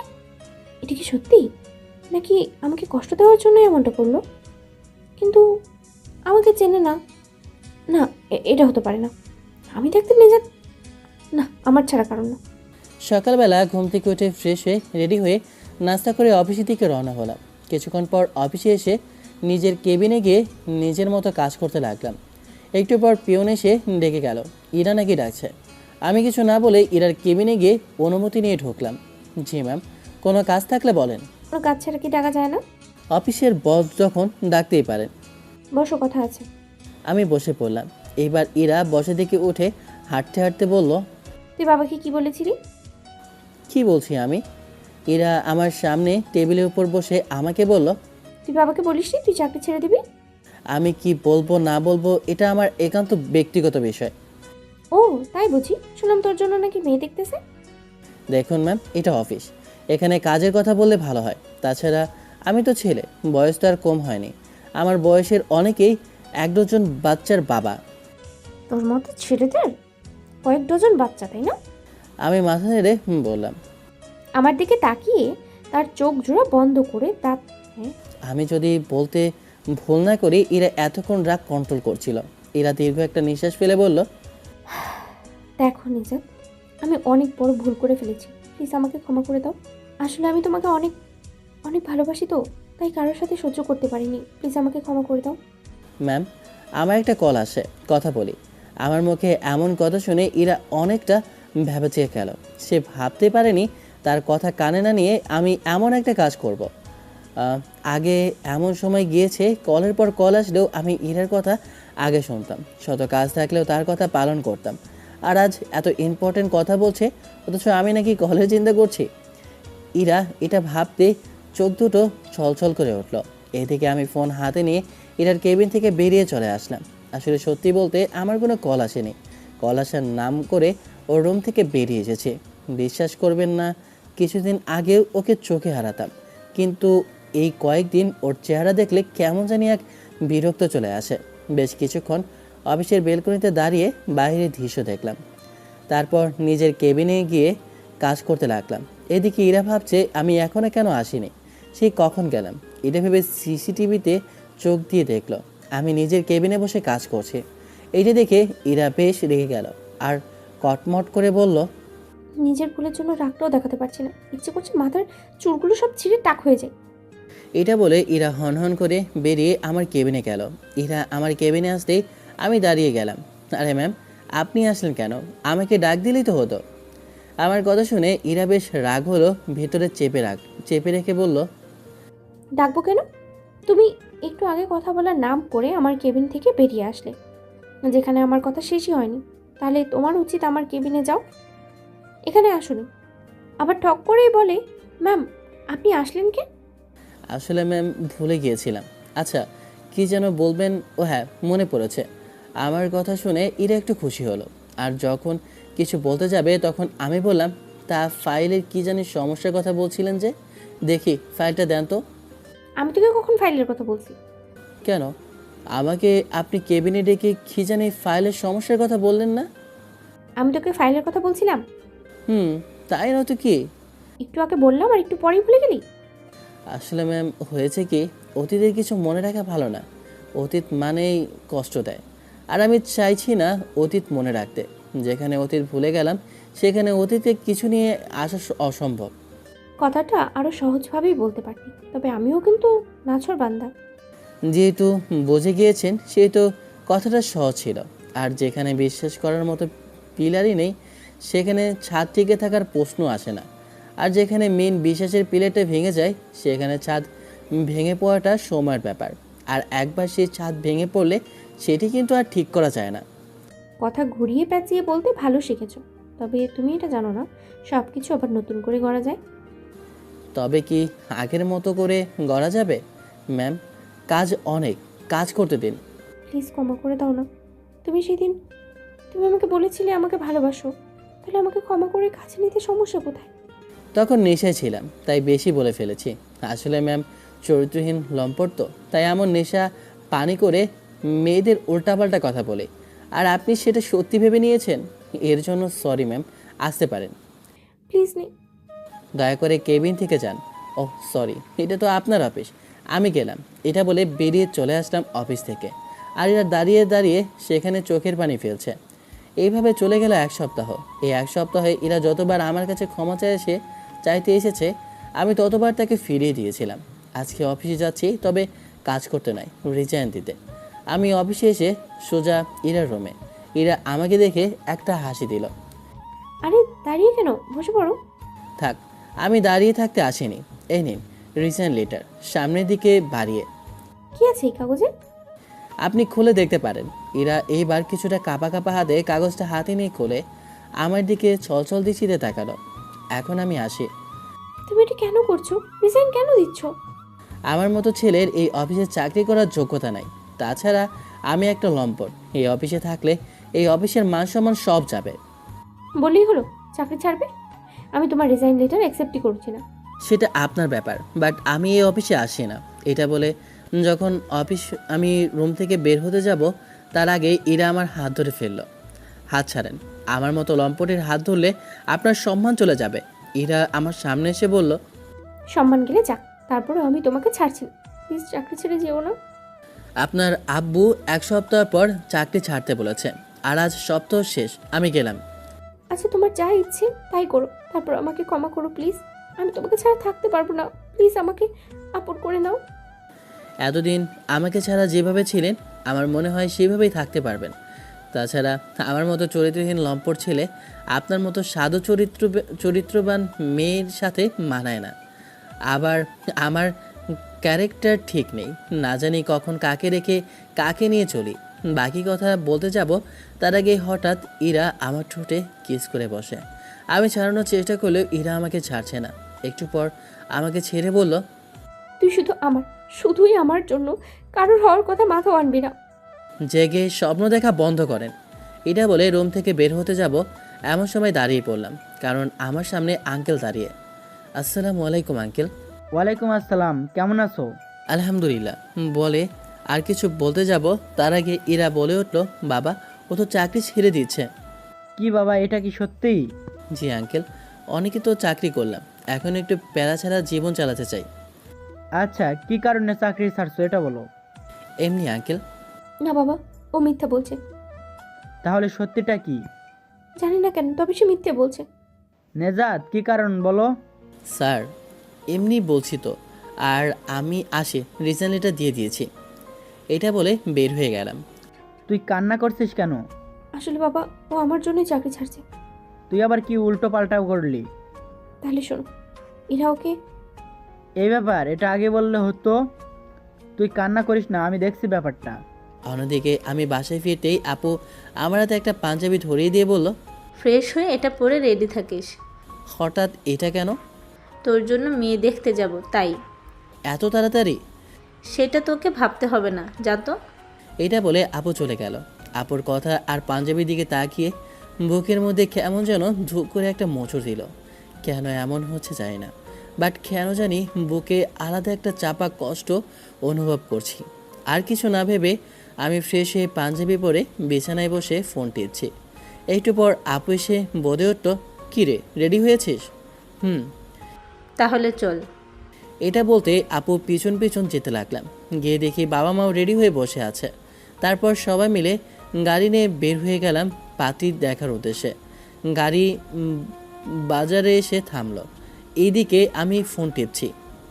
নেজাত গিয়ে মিষ্টি 5 কেজি সন্দেশ 5 কেজি আর ভালো দেখে কিছু ফল নিয়ে আয়। আমি কিছু না বলে চলে গেলাম। অন্যদিকে ইরা অফিসে বসে আছে আর আমাকে মিস করছে। অন্যদিন তো আমাকে দেখে দিন কাটতো। ইরা আমার কথা ভাবতে ভাবতে আমার নাম্বারে কল দিল। এইদিকে আব্বু ইরশাদকে নিয়ে বসে আছে। তখন দেখলো সিটে আমার ফোন বাজছে। এই ছেলেটাকে নিয়ে আর পারি না, সব কিছু ভুলে যায়। দেখো ফোনটা নিয়ে গেল না। এটা বলে আপু ফোন ধরে রিসিভ করে। আসসালামু আলাইকুম। এইদিকে ইরশাদ মাথা গরম ফোন ধরলো একটা মেয়ে। ওয়ালাইকুম আসসালাম, কে আপনি? আর নেজাত কই? জি, আমি নেজাদের বোন, কিন্তু আপনি কে? আসলে আমি নেজাদের হবু বউ। ওই পাশ থেকে মেয়ের কথা শুনে আপু তো বেশ অবাক হলো। কি বলেন, নেজাত এখনো জানে না আমরা তার বিয়ের জন্য কাকে দেখতে চাইছি? তাহলে বললো কি? এইদিকে আপুর মুখে এই কথা শুনে ইরার মাথা ঘুরে উঠল। কি মানে বুঝলাম না, আবু মেয়ে দেখতে যাচ্ছেন মানে? আরে আজকে সবাই মিলে আমার ভাইয়ের জন্য মেয়ে দেখতে যাচ্ছি। সব যদি ঠিকঠাক হয় তাহলে বিয়ে কনফার্ম। আপুর এই কথা শুনে ইরা পুরো অস্থির হয়ে গিয়েছে। চোখ দিয়ে পানি গড়িয়ে পড়ছে। ইরার কান্না আপু স্পষ্ট বুঝতে পারছে। এই মেয়ে, মনে হচ্ছে তুমি কান্না করছো, কিন্তু কেন? আপু প্লিজ মেয়ে দেখতে যাবেন না, আমি আপনার ভাইকে অনেক বেশি ভালোবাসি। প্লিজ আপু, ওকে ছাড়া বাঁচতে পারবো না। কান্না করিও না প্লিজ, নিজেকে সামলাও। কে তুমি? তোমার নাম কি? আপু মীরা। ইরা নাম শুনে আপু কিছুটা রেগে গেল। তুমি কল কেন দিয়েছো? রাখো, আর কল দিবে না। প্লিজ প্লিজ আপু, আমি অনেক ভুল করেছি, তবে বিশ্বাস করেন আমি নিজেকে অনেক ভালোবাসি। আর নিজের ভালোবাসার মানুষকে অন্য কারোর পাশে দেখলে কে সহ্য করতে পারবে? ওটা মানলাম, তবে উচিত ছিল জিজ্ঞেস করার, কিন্তু তা করনি। তুমি জানো তোমার জন্য আমার ভাই প্রতি রাতে কান্না করতো। আপু আমার ভুল হয়েছে, প্লিজ বিয়েটা আটকান। আমি কথা দিচ্ছি নিজেকে কখনো কষ্ট দেব না। হয়েছে, কান্না থামাও। আর বিয়ে হচ্ছে না, মেয়ে দেখতে যাচ্ছি, বিয়ে অনেক দূর, কান্না করিও না। আপু ইরাকে একটু সান্ত্বনা দিয়ে কল কেটে দিল, কিন্তু তার আগে ইরা আপুর নাম্বার নিল। এইদিকে আমি সব কিছু নেওয়া শেষ হলো। গাড়িতে উঠে বসতে গাড়ি চলতে লাগলো। কিছুক্ষণ পর একটা বাড়ির সামনে এসে পৌঁছালাম। তখন আম্মু বলে উঠলো, এই তো আমার বাসায় চলে এসেছি, নামও সবাই। আম্মুর কথা শুনে বুঝলাম এই বাসায় মেয়ে দেখতে এসেছি। বেশি কথা না বলে ভিতরে চলে গেলাম। অন্যদিকে ইরা আর এক মুহূর্ত বসে না থেকে অফিস থেকে বের হয়ে বাসের উদ্দেশ্যে রওনা হলো। ইরা বাসায় এসে, বাবা, ও বাবা কই তুমি?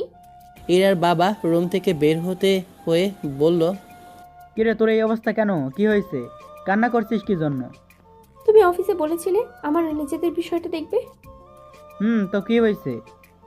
ওর জন্য মেয়ে দেখতেছে, আজকে মেয়ে দেখতে গিয়েছে। বাবা কিছু করো। তুই শান্ত হ। মেয়ে দেখতে গিয়েছে, বিয়ে তো আর হয়নি।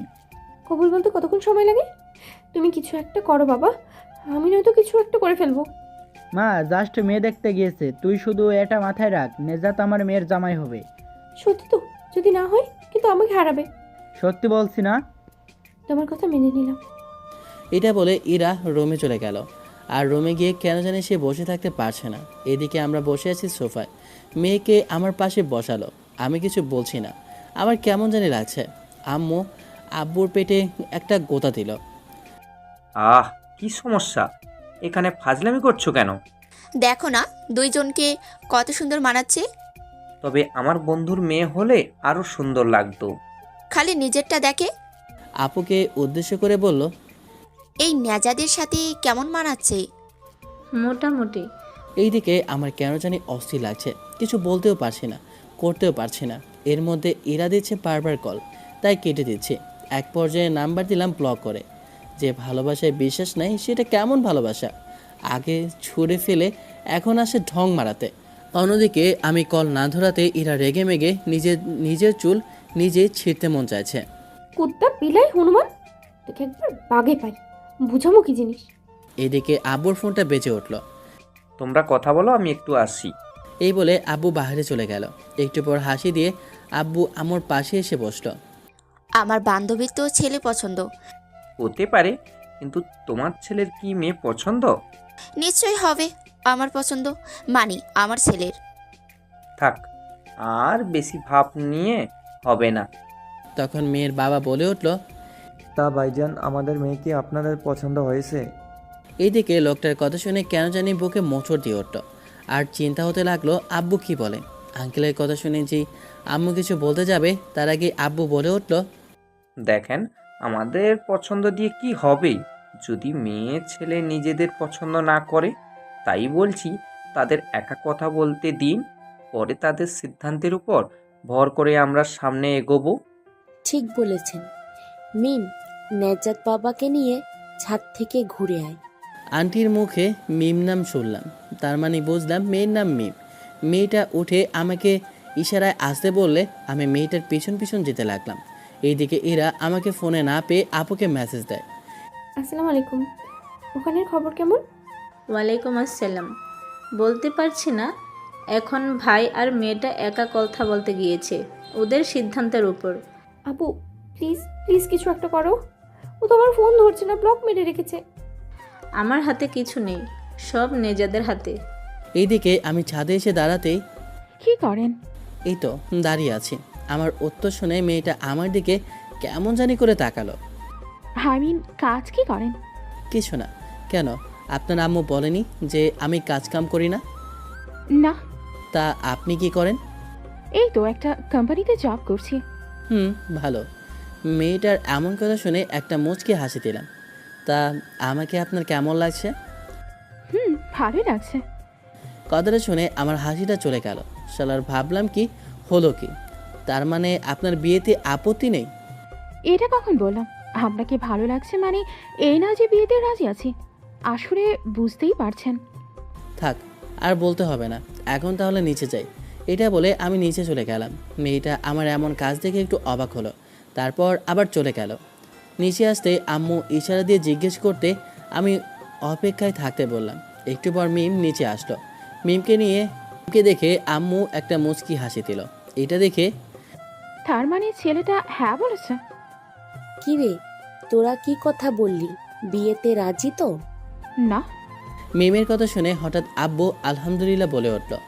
আব্বুর এমন কথা শুনে আমি একটু হেসে দিলাম। তবে মিমের কথার সাথে মিমের ভেতরে যে পাথর চাপা ছিল ওটা সরে গিয়েছে মনে হয়। আঙ্কেল, আমি বিয়েতে হ্যাঁ বলিনি, না বলছি। কিন্তু কেন? মা, ও তো বেকার, আর আমি চাকরি করে বেকার ছেলেকে বিয়ে কিভাবে করব? এই কথা শুনে আম্মু আপু কিছু বলতে যাবে তার আগে আব্বু বলল, ধন্যবাদ মা তোমাকে, আর তোমরা চলো। কিন্তু আব্বু। কোনো কিন্তু না, দেরি হচ্ছে। মেয়ে? আরে বললাম না, কথা না বলে চলো। এইদিকে আমি তো আরও আগে হাঁটা তুললাম। এইদিকে মিম তো আব্বুর এমন ব্যবহারে অবাক হয়ে বলেই ফেললো, মা বাবা এই কেমন ফ্যামিলিতে বিয়ে দিতে চাইছিলে? ছেলে বেকার, বাপ তো আধা পাগল বলছি। বিয়েতে রাজি না বলে আলহামদুলিল্লাহ, আবার বলে ধন্যবাদ।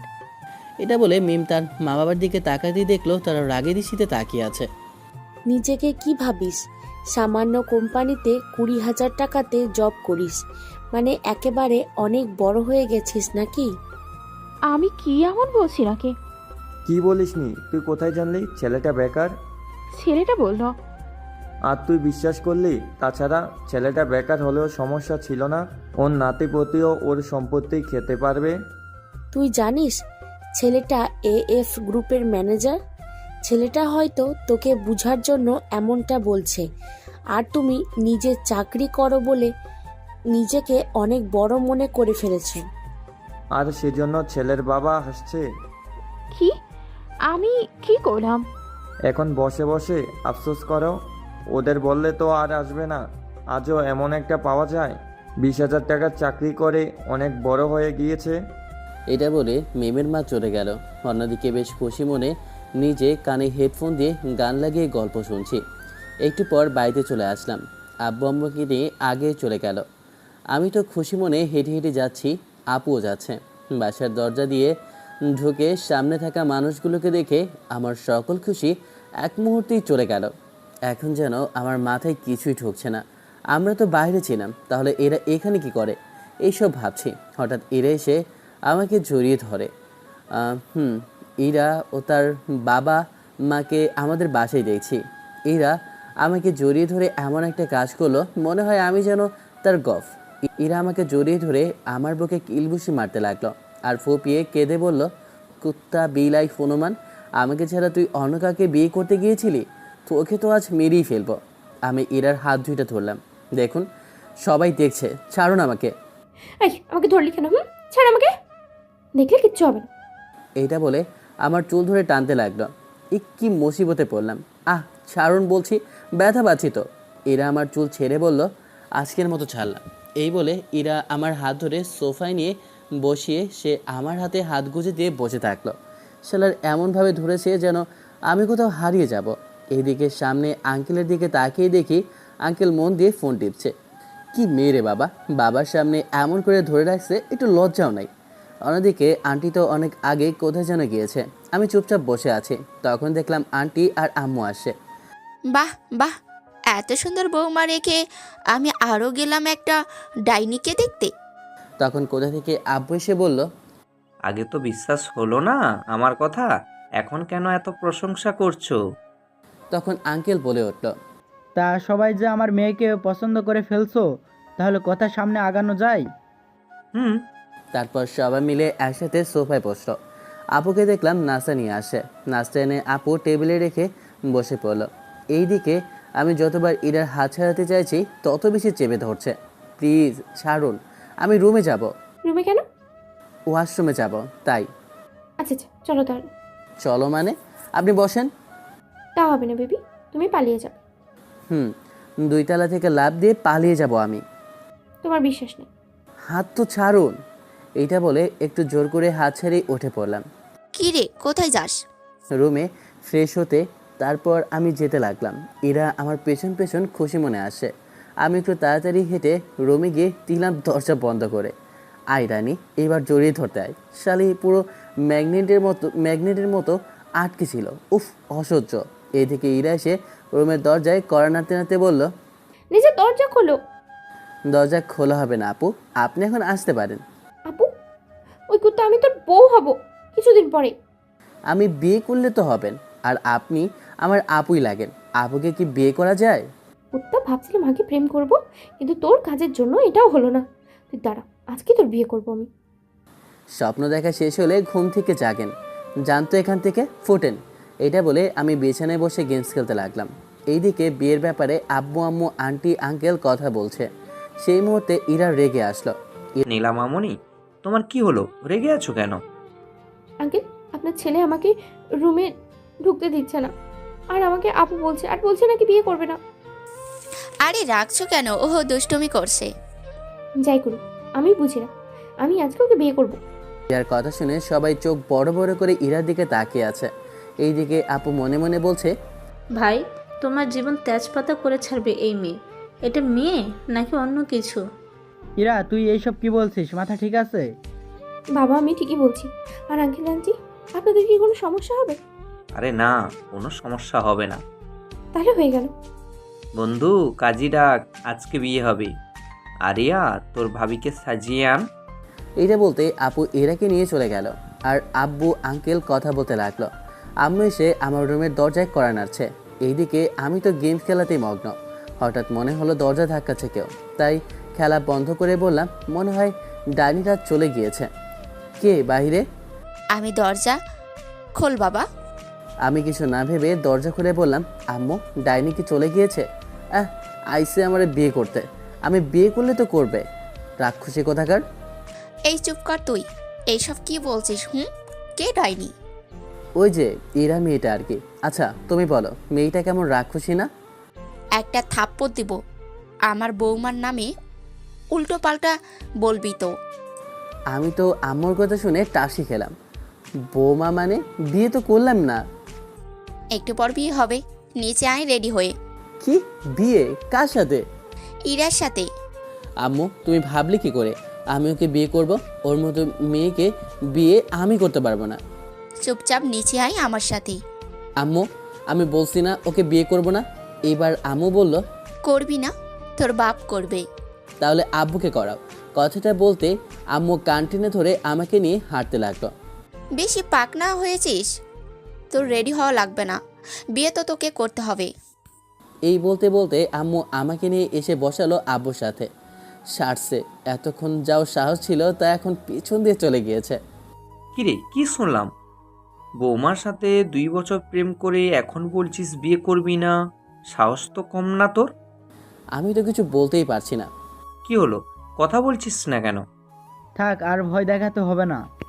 এটা বলতে বলতেই দেখি পেটুক বন্ধু হাজির, সাথে কাজীও হাজির হয়ে গেল। আঙ্কেল, কাজে নিয়ে আসলাম। শালার হাসি মাখা কথা শুনে ইচ্ছে করছে মুখের মধ্যে গোবর মেরে দিই।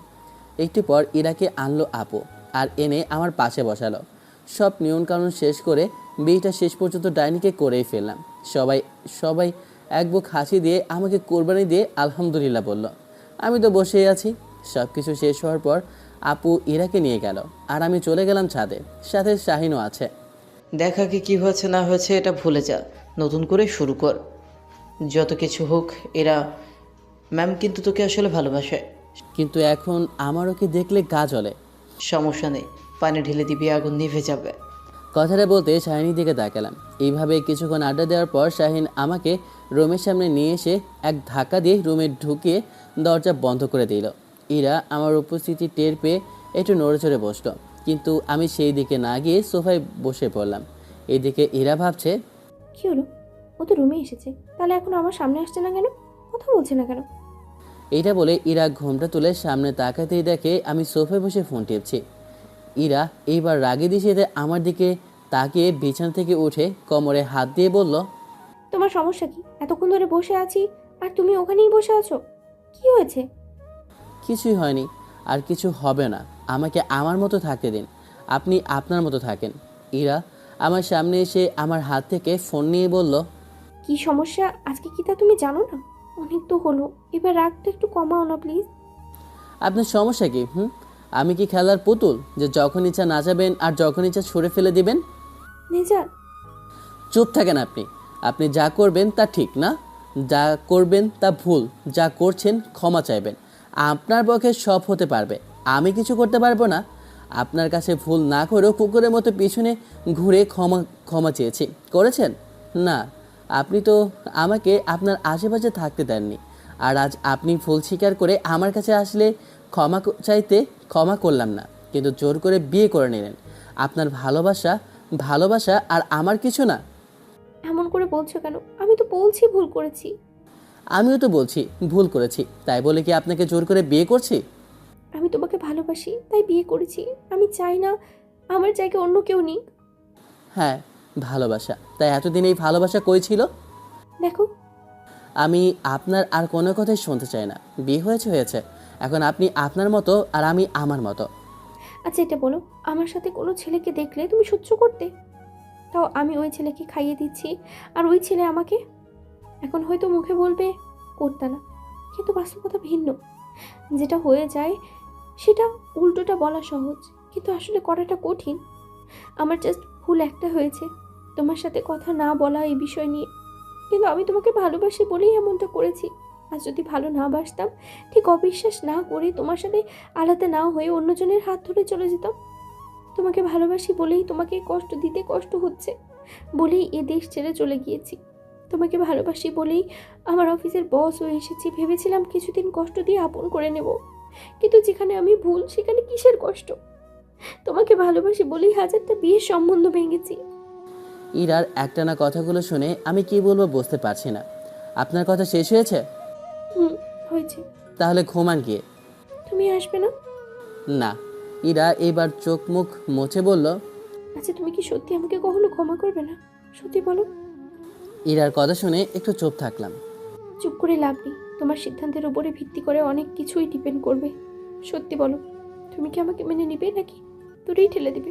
আমি একটা বড় করে শ্বাস নিলাম, তারপর একটা শব্দই বললাম, না আমি আপনাকে ক্ষমা করব না, আমি আপনাকে মেনে নিব। ইরা আমার কথাটা শুনে একটু হাসার চেষ্টা করলো, তারপর বলল, কারণগুলো বলবে? বেশি কারণ না, আসলে আমি তো চরিত্রহীন লম্পট একটা ছেলে, আপনার মতো ভালো মেয়ের সাথে যায় না। আর ক্ষমার কথা আপনি তো ভুলই করেননি, তাহলে ক্ষমা কিসের? তাহলে এটাই তোমার শেষ কথা? আমার এটাই শেষ কথাটা, আর বলার সুযোগ পেলাম না। এরপর ইরা যা করলো তা তো আমি জীবনেও কল্পনা করতে পারবো না। আমি কথাটা শেষ করার আগে ইরা আমার মাথার চুল ধরে ঠোঁটচোরা দখল করে নিল। আমি যত সারানোর চেষ্টা করি ইরা আমার চুলগুলো তত জোরে খামচে ধরে। কিছুক্ষণ পর আমাকে ছাড়তে দুজন হাঁপাতে লাগলাম। আমি কি করবো বুঝতে পারছি না। শালার ইচ্ছে করছে এক্ষুনি মেরে গালের নকশা পাল্টে দিই, কিন্তু মেয়ে বলে পারছি না। কি সমস্যা আপনার? আপনাকে অধিকার দিল কে এমনটা করার? কে দিবে এবার? আমার স্বামী। আমি যা ইচ্ছে তাই করব, তাতে তোমার কি? দেখুন, বেশি বাড়াবাড়ি করবেন না, বেশি বাড়াবাড়ি আমার ভালো লাগে না। ইরা আমার একটু কাছে এসে আমার গলায় হাত রেখে বলল, বেশি বাড়াবাড়ি করলে কি তুমি কি করবা শুনি? আমি ইরাকে ছাড়িয়ে দূরে ঠেলে বললাম, দূরে থাকেন আমার। এখন যে কাজটা করলেন এটা যদি আমি করতাম, আজ আমি লুচ্ছা ধর্ষক চরিত্রহীন কত কি হয়ে যেতাম। ইরা আমার হাত ধরে কান্নামুখ হয়ে বলল, প্লিজ আমাকে মাফ করা যায় না? আমি ইরার হাত ঝটকা দিয়ে সরিয়ে বললাম, দূরে থাক আমার থেকে, আমাকে তুই ধরবি না, আর তোকে কখনো ক্ষমা করব না। এটা বলে আমি রুম থেকে বের হয়ে গেলাম। এদিকে ইরা দাঁড়িয়ে দাঁড়িয়ে কান্না করছে, এদিকে আমি আইসে আমাকে ভালোবাসা শিখাইতে। একটাবার জিজ্ঞেস করলে কি হতো, তা না করে চলে গেল দূরে আমাকে পাগল করে। তাহলে এখন আসলি কেন? এখনও দূরে চলে যেতে।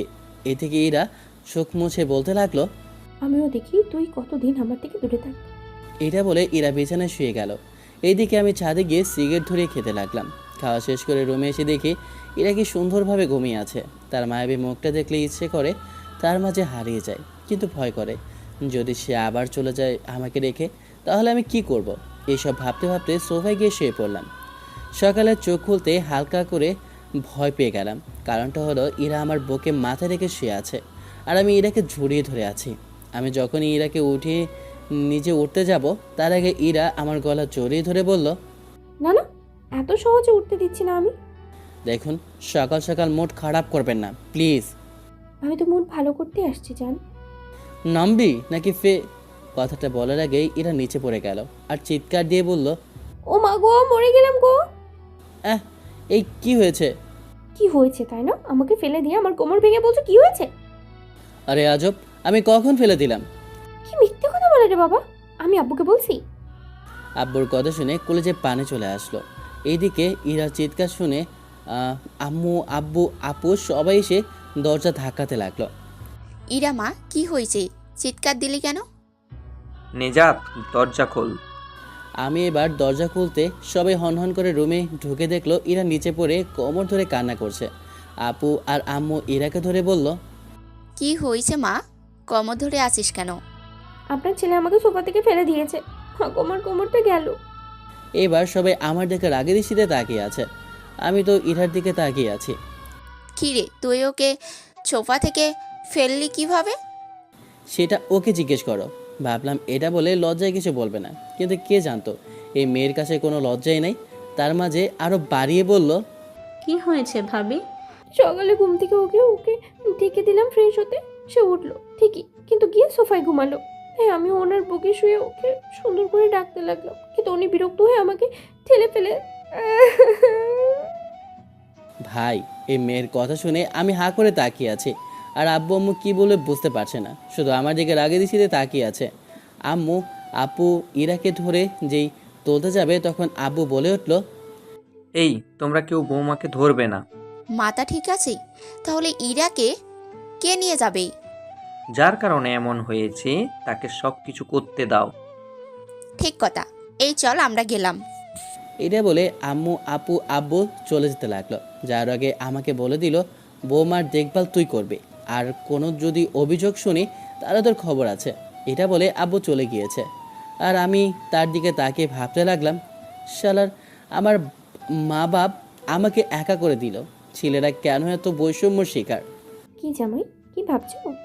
তাড়াতাড়ি তুলে বিছানায় নিয়ে যাও, না হলে দিমু চিৎকার। আমি এটা ইচ্ছে করে আপনি এটা ইচ্ছে করে করেছেন তাই না?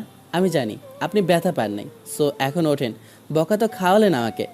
উঠাবি নাকি আব্বুকে ডাকতে? আমি আর দেরি না করে ইরাকে কোলে তুলে নিলাম, আর ইরা আমার গলা জড়িয়ে ধরলো। ইরাকে নিয়ে বিছানায় রাখলাম। আমার গলা ছাড়েন, বিছানায় রাখছি। এত তাড়াতাড়ি? তো নিচ থেকে ঘুরিয়ে আনবো নাকি? আইডিয়াটা মন্দ না। আমি আর ইরা কথা বলছি, আপু এসে আমার হাতে মলম ধরিয়ে দিয়ে বলল, নে, ভাবির কোথায় লেগেছে ওখানে মেজে দিস। তুই মেজে দে না প্লিজ। আমি কেন দেব? তোর বউ, তুই দে। এটা বলে আপু চলে গেল। এইবার আমি দাঁড়িয়ে বললাম, এইবার অভিনয়টা শেষ করেন। কিসের অভিনয়? এখন বেশি কথা না বলে আমার এই জায়গাটায় মালিশ করে দেয়। ইরা তার কোমর দেখিয়ে দিয়ে বলল, দেখুন আমি আর একটা কথা বেরোলে না সোজা আব্বুকে ডাকবো। সময় আমারও আসবে। সময় প্রতিদিনই আসে, সময় ছাড়া তো দুনিয়া চলে না। কথা না বলে মেসেজ দাও। আমি আর কিছু না বলে চোখ বন্ধ করে কাবা কাবা হাতে ইরার ব্যথা পাওয়া স্থানে মেজে দিতে লাগলাম। আমি ইরার কোমরে হাত রাখতে ইরা একটু কেঁপে উঠলো, সাথে মৃদু শব্দ করে উঠলো, আর এদিকে আমার হাত পা সব একসাথে কাঁপছে। আজ নীতিকে কি বলে গালি দিব সেটা ভেবে পাচ্ছি না। নিজের বইয়ের সেবা করছি নাকি নিজের অবস্থা খারাপ করছি এটা বুঝতেই পারছি না। একটু মেজে দেওয়ার পর, এখন আমাকে কোলে করে নিচে নিয়ে যাও, ক্ষুধা লাগছে। তোমাকে কষ্ট করে কেন নিয়ে যাব, খাবার নিয়ে আসি। এটা বলে হাঁটতে যাব, তার আগে যেটা বলছি সেটা করো, না হলে কিন্তু। আমি ইরার কাছ থেকে কথা কেড়ে নিয়ে বললাম, বাবাকে বলে দিবে? এই তো বুঝে গেছো, তাহলে দেরি কিসে, নিয়ে যাও। তুই যা করার তাই কর, আমি গেলাম। এটা বলে আমি ফ্রেশ হতে চলে গেলাম। তুমি যত আমার থেকে দূরে থাকো না কেন, কাছে আমার আসতেই হবে। আমি ফ্রেশ হয়ে রুমে এসে দেখি ইরা শুয়ে আছে আর আমার দিকে তাকিয়ে আছে। এখন তো নিয়ে যাও, অনেক ক্ষুধা লাগছে। নিজে গিয়ে খেয়ে আসেন, আমি বস্তা নিয়ে যেতে পারবো না। কথাটা বলতে দেরি ইরা বিছানা থেকে উঠে আমার কলা ধরে টান দিয়ে বিছানায় আমাকে ফেলে দিল, আর ইরা আমার উপর উঠে আমার কলা চেপে বলল, আমি মোটা তাই না? তো কি তুই মোটা রাক্ষসী ডাইনি সব? আচ্ছা আমি রাক্ষসী ডাইনি, তাহলে রাক্ষসীর কাজটা করতে হয়। আমি ইরার কথা একটু ভয় পেয়ে কিছু বলতে যাব, তার আগে ইরা আমার ঠোঁট জোড়া দখল করে ঠোঁটে আলতো করে কামড় দিতে লাগলো। আমি নিজেকে ছাড়াতে কেউ পারছি না। একটু পর আমাকে ছাড়তেই হাঁপাতে লাগলাম। এইসব কেমন লোচ্চামি, আরেকটু হলে তো আমি যেতাম। আমি এখনো দেখলি কি, সবে তো শুরু। এটা বলে ইরা আমার উপর ঝাঁপিয়ে পড়ল। ভাই পুরুষ মানুষ আর কতক্ষণ, তবে বেশি না জানলেও চলবে। নিজাত বিশ্বাস করো, আমি তখনকার জন্য সরি, প্লিজ আমাকে ক্ষমা করে মেনে নাও না। ক্ষমা তো করতেই হবে, কারণ তুমি আমার ইজ্জত লুটে নিয়েছ। ইরা একটু লজ্জা পেয়ে আমার বুকে মুখ লুকালো। আপনারাও না বুঝে সত্যি যাচাই না করে কোনো সিদ্ধান্ত নেবেন না। বাবু কিচ্ছু করবো না। এটা গল্প, কিন্তু আপনাদেরটা আসল জীবন। সবাই ওদের জন্য দোয়া করবেন। আর চেয়েছিলাম গল্প বড় করব, তবে সমস্যার জন্য শেষ করে দিলাম, তাই কারো ভালো নাও লাগতে পারে। তাই গালাগালি উল্টো পাল্টা কমেন্ট করবেন না, আর ভালো লাগলে কমেন্ট করে যাবেন। এখন বাসায় ঘুমান, আমিও ঘুমাবো। আল্লাহ হাফেজ, টাটা বাই বাই, কোথাও হাফেজ।